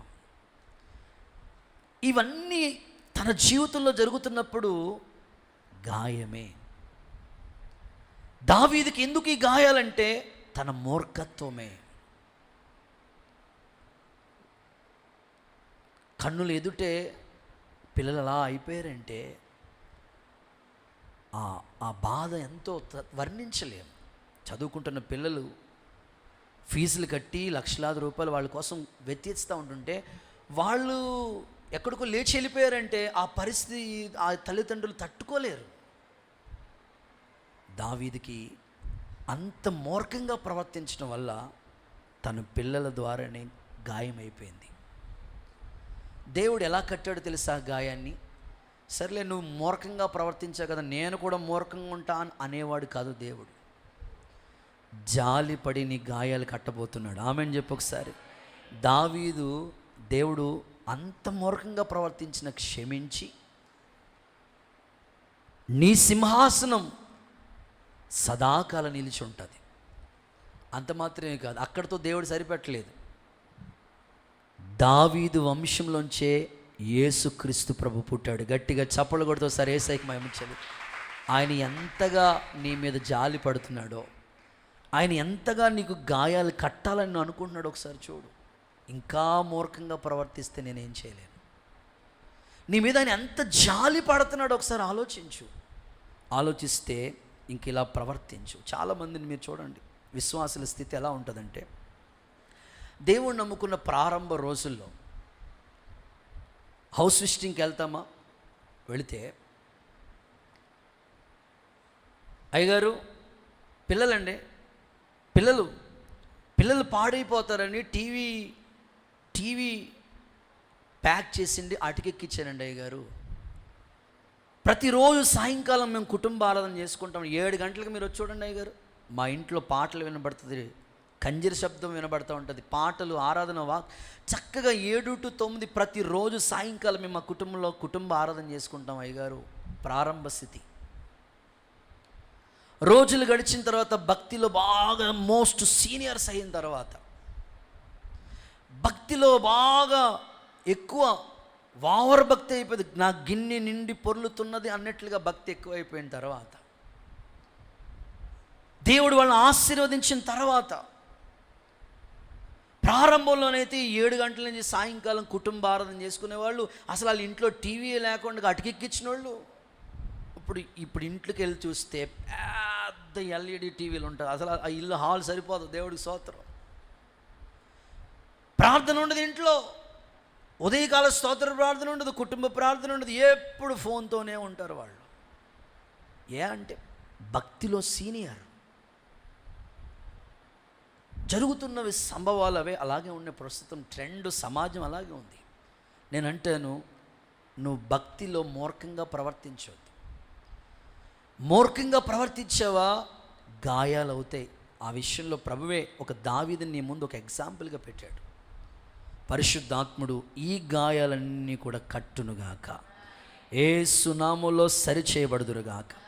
రైట్, టైం అయిపోయింది. 2 మాటలు రిఫరెన్స్ ఇచ్చేసి ముగిచ్చేస్తాను. 4వది యోబు గ్రంథం 34వ అధ్యాయం 6వ వాక్యం. యోబు గ్రంథం 34:6. న్యాయవంతుడనయుండి నేను అబద్ధకునిగా ఎంచబడుచున్నాను. ఓకే. నేను తిరుగుబాటు చేయకపోయినను నాకు మానజాలని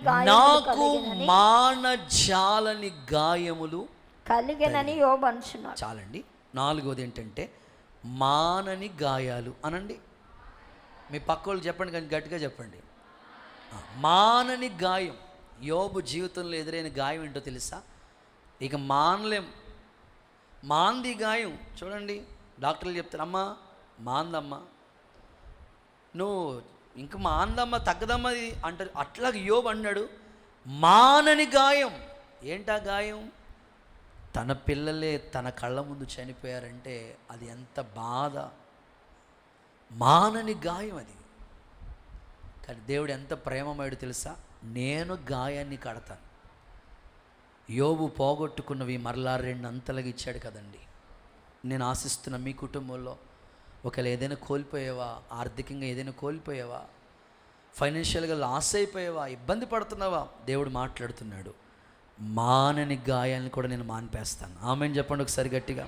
ఖచ్చితంగా యోబు అంటాడు కదా, నెమ్మది లేదు, సుఖం లేదు, శ్రమలే ఒకదాని తర్వాత ఒకటి. ఒక్కోసారి ఎట్లా ఉంటుందంటే ఆల్రెడీ గాయమై ఉంటుంది, ఆల్రెడీ అది గాయం, పుండి మీద కారం జల్లేంత పరిస్థితి. అంటే ఆల్రెడీ గాయం మీద మళ్ళీ ఒక గాయం తగులుతూ ఉంటుంది.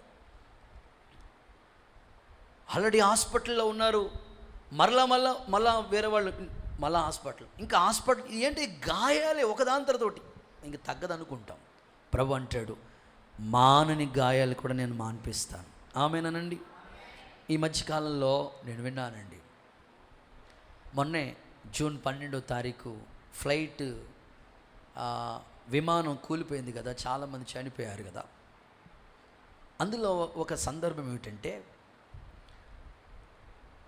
వాళ్ళ భార్య రీసెంట్గానే ఒక 5 days జూన్ 12 కన్నా ముందు ఒక వారం రోజుల క్రితమే చనిపోయిందంట. ఆమె చనిపోయినప్పుడు వాళ్ళు హైందవులు కదా, చెప్పిందంట, నా యొక్క ఎముకలు చనిపోయిన తర్వాత నన్ను పండించేస్తారు కదా, కాల్ చేస్తారు కదా, ఆ ఎముకలు, ఆ బూడిది తీసుకెళ్ళి, నేను లండన్లో ఉన్నాను కదా, ఇక్కడ కాదు కానీ మన సొంతూరు అక్కడ గుజరాత్ కదా, అక్కడ ఆ నదిలో కలిపే అని భర్తకి చెప్పిందంట. 2 పిల్లలు అంటండి. భర్త ఆ బూడిద ఆ నదిలో కలుపుదామని వచ్చాడు, వెళ్ళి కలిపాడు, మళ్ళీ తిరిగి లండన్కి వెళ్ళిపోతున్నాడు. అంతే 39 సెకండ్లే ఆ ఫ్లైట్ ప్రయాణం, 1 నిమిషం కూడా కదలలేదు. ఇక వాళ్ళ ఇంటికి వెళ్ళకుండానే మార్గంలో చనిపోయాడు. ఇప్పుడు ఆ 2 పిల్లలు తల్లిదండ్రులను పోగొట్టుకొని నిజంగా ఎంత హృదయంలో గాయమైపోయి ఉంటుందండి. కొన్ని మానని గాయాలు ఉంటాయి, అనుకోని సంఘటనలు జరుగుతూ ఉంటాయి, ప్రమాదాలు వాటిల్లుతూ ఉంటాయి. ఎంతో బాధకరమైంది. కానీ దేవుడు ఆ గాయాలు కూడా కడతాడు.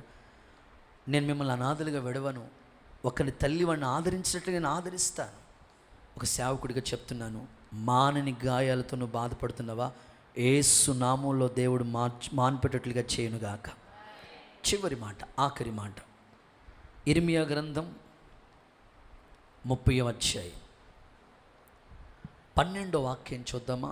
ఇర్మియా 30:12. యెహోవా ఇలాగు సెలవిస్తున్నాడు, నీ వ్యాధి ఘోరమైనది, నీ వ్యాధి ఘోరమైనది, నీ గాయము బాధకరమైనది. నీ గాయాలు ఎలాంటివో తెలుసాయి, బాధ కలిగించే గాయము అనండి. అంటే కొన్నిసార్లు రోగం, అనారోగ్యం మనల్ని ఏం చేస్తుందో తెలుసా, బాధ. ఆ బాధ ఇంక వర్ణించలేమాట, బాధ కలిగించే గాయాలు. ఒకవేళ మీ ఇంట్లో అనారోగ్యాలు, వ్యాధి బాధలు ఒకవేళ ఉన్నాయా, బాధపడుతున్నారా, దేవుడు ఆ బాధపడుతున్న ఆ గాయాలను కూడా త్వరగా మాన్పబోతున్నాడు. నీ గాయాలు కడతాడు ఖచ్చితంగా. ఈ జూలై నెలలో నువ్వు విశ్వసించు. నువ్వు బాధపడుతూ ఉన్నావు, నీ హృదయం అంతా బరువెక్కిపోయింది. సో ఈ బాధ తట్టుకోలేకపోతున్నావు, నీ ఇంట్లో ఉన్న ఆ పరిస్థితులను బట్టి దేవుడు నీతో మాట్లాడుతున్నాడు. బాధను కలిగించే ఒకవేళ అలాంటి గాయంతో నువ్వు బాధపడుతున్నావు. ఎలా ఉంటుందంటే ఇంట్లో పరిస్థితులు, భర్త ఏదో చూస్తాడు, పట్టించుకుంటాడు, పోషిస్తాడని లోబడి వివాహం చేసుకుని కుటుంబంగా ఉంటే, ఆ భర్త ఏమీ పట్టించుకోకుండా ఇష్టానుసారంగా ప్రవర్తిస్తూ, ఇంట్లో ఇంటద్దె కట్టకుండా, కరెంటు బిల్లు కట్టకుండా, ఇంట్లో పిల్లల గురించి కూడా పట్టించుకోకుండా ఉంటే ఆమె ఉండే బాధలు అంతా ఇంత కదా. ఏంటి ఈ బాధ? సో ఒక సేవకుడిగా చెప్తున్నాను, ఒకవేళ ఎంత మెడిసిన్స్ నువ్వు వాడుతున్నా ఆ రోగం తగ్గట్లేదు, ఒకవేళ బాధపడుతున్నావా, బాధ కలిగించే గాయాల్ని కూడా ఈ నెలలోనే యేసయ్య మాన్పునుగాక. నేను ముగిస్తూ ఉన్నాను, సమయం అయిపోయింది. ప్రత్యేకంగా ఈరోజు ఒక వాగ్దానం ప్రభు మనకిచ్చాడు, నేను నీ గాయాలు మాన్పుతాను. అందరూ ఆమేనండి. అయితే మనం దేవుడు మంచి సమరయుడు, మన గాయాలన్నీ ఆయనే మన దగ్గరికే వచ్చి మాన్పుతాడు. ఎలాంటి గాయాలను దేవుడు మాన్పుతాడో ఒక 5 రకాల గాయాల గురించి మీతో మాట్లాడాను. చెప్పండి. నెంబర్ 1, మనుషుల ద్వారా నీకు కలిగిన గాయాలు, అది అంతరంగంలో కలిగిన గాయాలేవో యేసయ్య మాన్పుతాడు. 2, సాతాను క్రియల ద్వారా కలిగిన గాయాలు, అవి కూడా మాన్పుతాడు. 3వది, మూర్ఖ ప్రవర్తన ద్వారా కలిగిన గాయాలు మాన్పుతాడు. 4వది, మానని గాయాన్ని కూడా దేవుడు మాన్పుతాడు. 5వది, బాధ కలిగించే గాయాలు కూడా మాన్పుతాడు. ఈ వాగ్దానం ఈ జూలై నెలలో యేసు నామములో నా తండ్రి నెరవేర్చునుగాక. అందరూ అలాగే లేచి నిలబడదాం. ఒక చిన్న ప్రార్థన చేసుకుని దేవుని పాదాల దగ్గర విన్నవించుకుని, ప్రభా నీవు నా గాయాన్ని మాన్పుతావని వాగ్దానం ఇచ్చావు కదా, అలాగూ నెరవేర్చు ప్రభా అని 2 చేతులు స్తోత్రం స్తోత్రం అందరం చెప్దాం బిగ్గరగా. హల్లెలూయా. అందరం చెప్పండి హల్లెలూయా. అందరు ప్రార్థన చేసుకుందాం. దేవుడు నీ కొరకే నా కొరకే ఈ మాటలు ఇచ్చాడు. దేవుడే ఈ వాగ్దానాన్ని ఈ నెలలో నీకు ఇచ్చాడు. ఈ విన్న తర్వాత మౌనంగా ఉండొద్దు. అందరు 2 చేతులు అలా అల్లాడిస్తూ ప్రార్థన చేసుకోండి. ఇది ప్రార్థన చేసుకునే సమయం, ఇది ప్రేయర్ టైం. ప్రార్థన చేసుకొని నీ గుండెలో ఏ గాయం ఉందో, ఎవరికి చెప్పుకోలేని బాధతో నువ్వు బాధపడుతున్నావా, నీ పిల్లల గురించి, నీ భర్త గురించి, సేవను గురించి, కుటుంబాన్ని గురించి ఏ గాయాలు ఉన్నాయో, ఇదిగో ఈ నెలలో నేను నీకు ఆరోగ్యం ఇవ్వబోతున్నా. నీ గాయాన్ని నేను మాన్పబోతున్నాను. గుండె చెదరిన వారి గాయాలు దేవుడు కట్టబోతున్నాడు. ఏ బాధ నీదు బాధపడుతున్నావో, బాధ కలిగించే గాయం, మానని గాయం, ప్రార్థన చేసుకోండి. ఈ మాటలన్నీ ఒక్కసారి తలపోసుకుంటూ ప్రార్థన చేసుకోండి. చేతులు ఎత్తి స్తోత్రం స్తోత్రం అని చెప్పండి బిగ్గరగా. హల్లెలూయా. ఒకవేళ నువ్వు మూర్ఖంగా ప్రవర్తించావా, అందుకొరకు కలిగిన గాయమా, ప్రార్థన చేసుకో. నిన్ను సాతాను ప్రేరేపించినప్పుడు కలిగిన గాయమా, ప్రార్థన చేసుకో. ప్రభువా ఈ గాయాలన్నీ నువ్వే మాన్పండయ్యా, ఎంత స్పష్టంగా నాతో మాట్లాడవయ్యా. హల్లెలూయా హల్లెలూయా. శ్రమలలో, బహుశ్రమలలో ఆదరణ కలిగించెను వాక్యమే, కృపావాక్యమే నన్ను వీడని అనుబంధమై. శ్రమలలో, బహుశ్రమలలో ఆదరణ కలిగించెను వాక్యమే, కృపావాక్యమే నన్ను వీడని అనుబంధమై. నీ మాటలే జలధారలై సంతృప్తినిచ్చెను, నీ మాటలే ఔషధమై గాయములు కట్టెను. నీ మాటే మధురం రాజులకే, మహారాజు కృప చూపే దేవుడవు నడిపించే నజరేయుడా, కాపాడే కాపరివి నీతి సూర్యుడా, భువి నేలు యేసయ్యా. అందరూ చప్పలు కొడుతూ ప్రభువుకి స్తుతిద్దాం. ఈ నెల వాగ్దానము కొరకై ప్రార్థన చేసుకో, తీర్మానం చేసుకోండి. ప్రభువా నా గాయాలన్నీ నువ్వు మాన్పండి నాయన.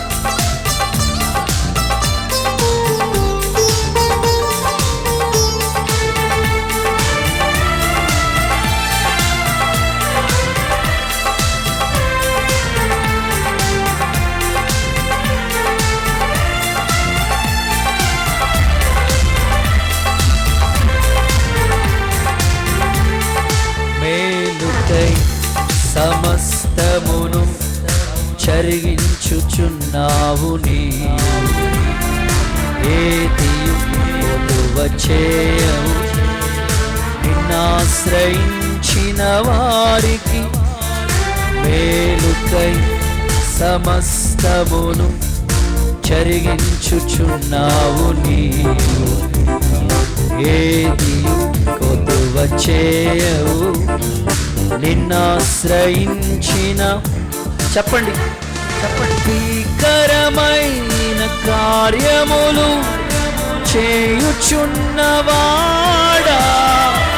సజీవుడవై అధిక స్తోత్రం పొందుచున్నవాడా,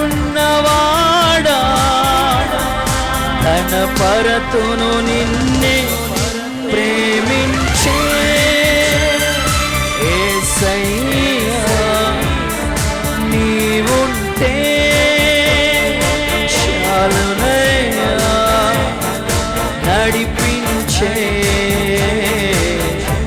నజరేయుడా, కాపాడే కాపరివి, ప్రేమించే యేసయ్యా, నీకోసమే నా జీవితం నిన్ను చేరే ఆశయం ఇలాలయ్యా, నిన్ను చూసే ఆ క్షణం రావాలయ్యా. రాజులకే మహారాజు కృప చూపే దేవుడవు, నడిపించే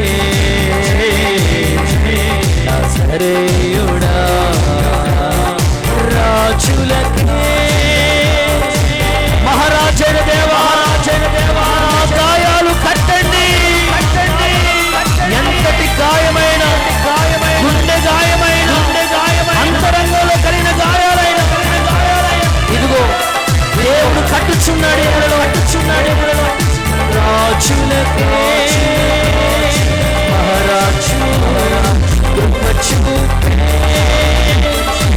దేవుడవు, నడిపించే నజరేయుడా, కాపాడే కాపరివి, రాజులకే మహారాజు కృప చూపే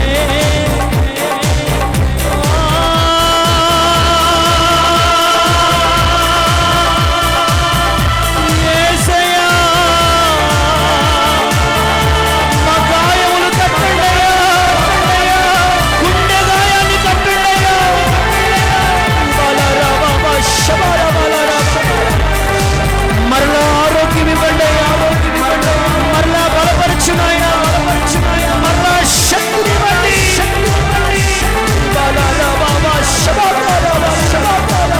ఇప్పుడే నీ గుండెల్లో ఉన్న గాయాలన్నీ దేవుడు కడుతున్నాడు.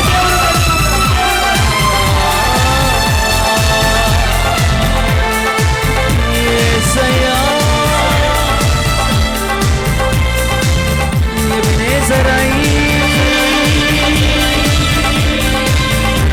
ఎడబాయక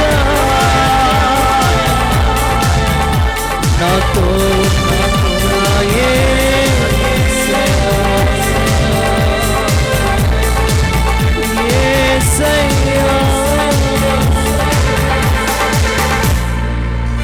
దేవుడు ఈ నెలలో వాగ్దానాన్ని నిశ్చయముగా నీ గాయాలు కడతా నెరవేర్చుచున్న దేవునికి చప్పట్లు కొడుతూ స్తోత్రం చెల్లిద్దాం. ఇదిగో ఎలాంటి గాయాలు కడతాడో ప్రభు మనకిచ్చిన మాటలన్నిటి కొరకే, సారాంశం కొరకే స్తోత్రం చెల్లిద్దాం. మరలా మనల్ని బలపరిచి ఆరోగ్యంతో నింపినట్లుగా స్తోత్రం చెల్లిద్దాం. ఈ జూలై నెలంతా పరిచర్య కొరకే స్తోత్రం చెల్లిద్దాం. తరల వంచండి, తీర్మానం చేసుకోండి, ప్రార్థన చేస్తారు. ప్రేమ స్వరూపి జీవాధిపత్యం యేసయ్యా, నీ పరిశుద్ధ నామానికి వందనాలు, స్తోత్రాలు. ఇంతవరకు మీ దాసుని నిలబెట్టుకొని ఈ కొడుకులో నీ వాక్యం ద్వారా మాట్లాడినందుకు వందనాలు. మీరు వాగ్దానం చేశారు, మీ గాయాలు నేను మాన్పెదనని. అయ్యా, మంచి సమరయుడుగా మీరు దిగివచ్చి అనేక మంది గాయాలు కట్టడానికి ఇష్టపడినందుకు స్తోత్రములు ప్రభువా. ఆయన ఎలాంటి గాయాలు మీరు మాన్పుతారో వాక్యం ద్వారా మాట్లాడారు. మనుషుల ద్వారా కలిగే గాయాలని తెలియపరిచారు ప్రభువా, మీకు స్తోత్రాలయ్యా.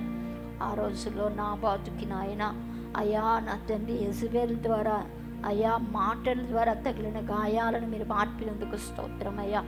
ఏలియాకి నాయన అయ్యా యెజబెల్ చేసిన సమాచారం ద్వారా తగిలిన గాయాన్ని మీరు మాన్పి శక్తివంతమైన పరిచర్య చేయడానికి కృపనిచ్చారు ప్రభువా, మీకు స్తోత్రాలు అయ్యా. ఇదిగో మనుషుల నోటి మాట ద్వారా కలిగే నొప్పి నీకు తగలకుండా నేను చాటు చేస్తానని తెలియపరిచారు.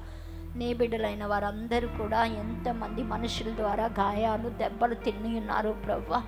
అయ్యా, వారందరి గాయాలు మీరు మాన్పమని ప్రార్థన చేస్తున్నాను నాయన. వారి ఇంటి వారి ద్వారా, వారి బంధువుల ద్వారా, వారి శత్రువుల ద్వారా, వారి విరోధుల ద్వారా, అయ్యా వారి రక్త సంబంధుల ద్వారా, నాయన ఆత్మీయుల ద్వారా అయ్యా గుండెల్లో ఏ గాయమైతే ఉందో అది యేసు నామంలో మీరే అయ్యా తగలకుండా మాన్పమని ప్రార్థన చేస్తున్నాను తండ్రి, మీకు స్తోత్రములయ్యా. అలాగునే సాతాను క్రియల ద్వారా కలిగే గాయాలు కూడా మాన్పుతానని తెలియపరిచారు తండ్రి, మీకు స్తోత్రాలయ్యా. దెయ్యము పట్టినటువంటి వ్యక్తి అయ్యా ఆ యవనస్తులు సమాధుల్లో గాయాలు చేసుకుని ఉన్నాడు ప్రభువా, బాధపడుతూ ఉన్నాడు తండ్రి, మీకు స్తోత్రాలయ్యా. అనేక మంది కుటుంబాల్లో యవనస్తులను సాతాను పట్టి పీడిస్తూ ఉంది తండ్రి. ఆ గాయాల ద్వారా ఇంటి వారికి రక్త సంబంధులకి అనేకమైన అయా నొప్పి బాధ కలుగుతూ ఉండగా నిశ్చయముగా సాతాను క్రియల ద్వారా కలిగే గాయాలన్నీ మాన్పబట్టబడాలి ప్రభువా. అయ్యా నా తండ్రి, ఎంతమంది యజమానులను సాతాను ఉరిలోకి తీసుకెళ్ళిపోతూ ఉందో వాడి అధికారాన్ని తొలగించండి నాయన. వ్యభిచారపు ఆత్మ లోను చేస్తున్న దురాత్మలను లయపరచండి ప్రభువా. అయ్యా మీకు స్తోత్రాలు. వాడి ఊరిలో పడిపోకుండా, వాడి అయ్యా గాలంలో పడిపోకుండా, వాడి యొక్క వలల్లో పడిపోకుండా అనేకులను మీరు తప్పించమని ప్రార్థిస్తున్నాను. ఇంటిలో ఉన్న యజమానులను మీరు తప్పించండి అయ్యా. అయ్యా యవ్వన బిడ్డలను మీరు తప్పించండి నాయన.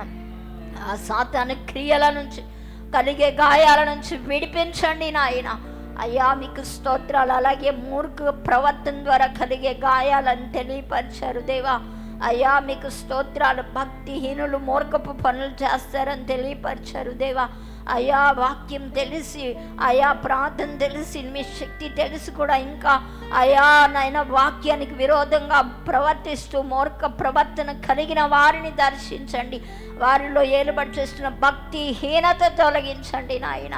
నాయనా నీకు స్తోత్రాలు. వారిలో ఏర్పాటు చేసిన భక్తిహీనత ద్వారా అయ్యా మూర్ఖపు పనులు ఇంటిలో జరుగుతూ ఉండగా దయచేసి ఆ గాయాలు మీరు మాన్పమని ప్రార్థిస్తూ ఉన్నాం తండ్రి, మీకు స్తోత్రాలు అయ్యా. ఇంకా భక్తిహీనత ఎవరిలో అయితే ఏలుబడి చేస్తుందో ఈ దినమే వారి భక్తిహీనత విడిచిపెట్టి అయ్యా నాయన నమ్మకమైన భక్తి చేసే అనుభవంలోనికి తీసుకురండి నాయన. ఇప్పుడు వరకు తగిలిన దెబ్బల ద్వారానే నా బుద్ధి తెచ్చుకుని సముఖంలో నీ చిత్తానుసారంగా అడుగులు వేసే కృపను దయచేయండి నాయన. యజమాని చిత్తం మేరకు అలాగూ చేయని మనకి ఇంకను అనేకమైన దెబ్బలు తగులుతాయని తెలియపరుస్తూ ఉన్నావు దేవా. వాక్యం తెలిసిన నీ బిడ్డల వాక్యానికి వ్యతిరేకంగా ఎక్కడ ప్రవర్తించకుండా వారికి ఒక దేవుని భయం గుండెల్లో పెట్టమని ప్రార్థిస్తూ ఉన్నాం. భక్తిహీనత నుంచి విడిపించు నాయన. భక్తి చేయాలని తెలుసు కానీ ఇంకా భక్తి చేయకుండా భక్తిహీనతలో మునిగిపోతున్న బిడ్డలను దర్శించు నాయన. అలాగునే ప్రభువా గాయాలు మాన్పుతానంటే మానని గాయాలు ఏవైతే ఉన్నాయో అవి యేసు నామములో మాన్పమని ప్రార్థిస్తూ ఉన్నాం. యోబు సమస్తము కోల్పోయినప్పుడు మీరు ఆ గాయాలు మాన్పారు దేవా. నీ బిడ్డలు ఏవైతే కోల్పోయారో నాయన యేసు నామములో మరలా తిరిగి పొందుకున్నట్లు సహాయం చేయండి. అలాగే బాధపరిచిన గాయాలని తెలియపరిచారు. ఏ వ్యాధి అయితే నీ బిడ్డలను కృంగదీస్తూ బాధపరుస్తూ నొప్పి కలుగు చేస్తూ ఉందో యేసు నామములో ఆ బాధ నుంచి నివారణ చేయమని వేడుకుంటున్నా. ఆ బాధ వ్యాధి నివారణ కలుగు చేయండి ప్రభువా. విత్తబడిన వాక్కులు నీ బిడ్డలు అందరి హృదయాలలో ఫలభరితంగా మార్చండి. వాక్యం మీద నీ బిడ్డలు వాక్యాన్ని హత్తుకొని వెంబడించడానికి సహాయం చేయి. వాగ్దానాన్ని స్వతంత్రించుకోవడం కృప దయచేయి. యేసు నామములో గాయాలన్నీ మీరే మాన్పండి నాయన. వారి శారీరకంగా మానసికంగా అయ్యా ఎక్కడైతే వారికి నాయన గాయాలు ఉన్నాయో ఈ దినమున యేసు నామములో మాన్పమని ప్రార్థిస్తున్నాం నాయన. వచ్చిన వారందరినీ మీరు సియోన్లోంచి ఆశీర్వదించండి ప్రభువా. ఈ నెలంతా కావలసిన కృప మెండుగా అనుగ్రహించు నాయన. ప్రయాణాల్లో రాకపోకలో కాపుదల భద్రత మీరు అనుగ్రహించండి అయ్యా. యేసు నామములో బలమైన ప్రార్థనాత్మతో నింపండి ప్రభువా. భక్తి చేయడానికి ఒక వైరాగ్యము బిడలకు దయచేయమని నాయన మీ చేతులకి మీ చిత్తానికి అప్పగించుకుంటూ యేసు నామమును బట్టి ప్రార్థించి వేడుకొంచున్నాం తండ్రి.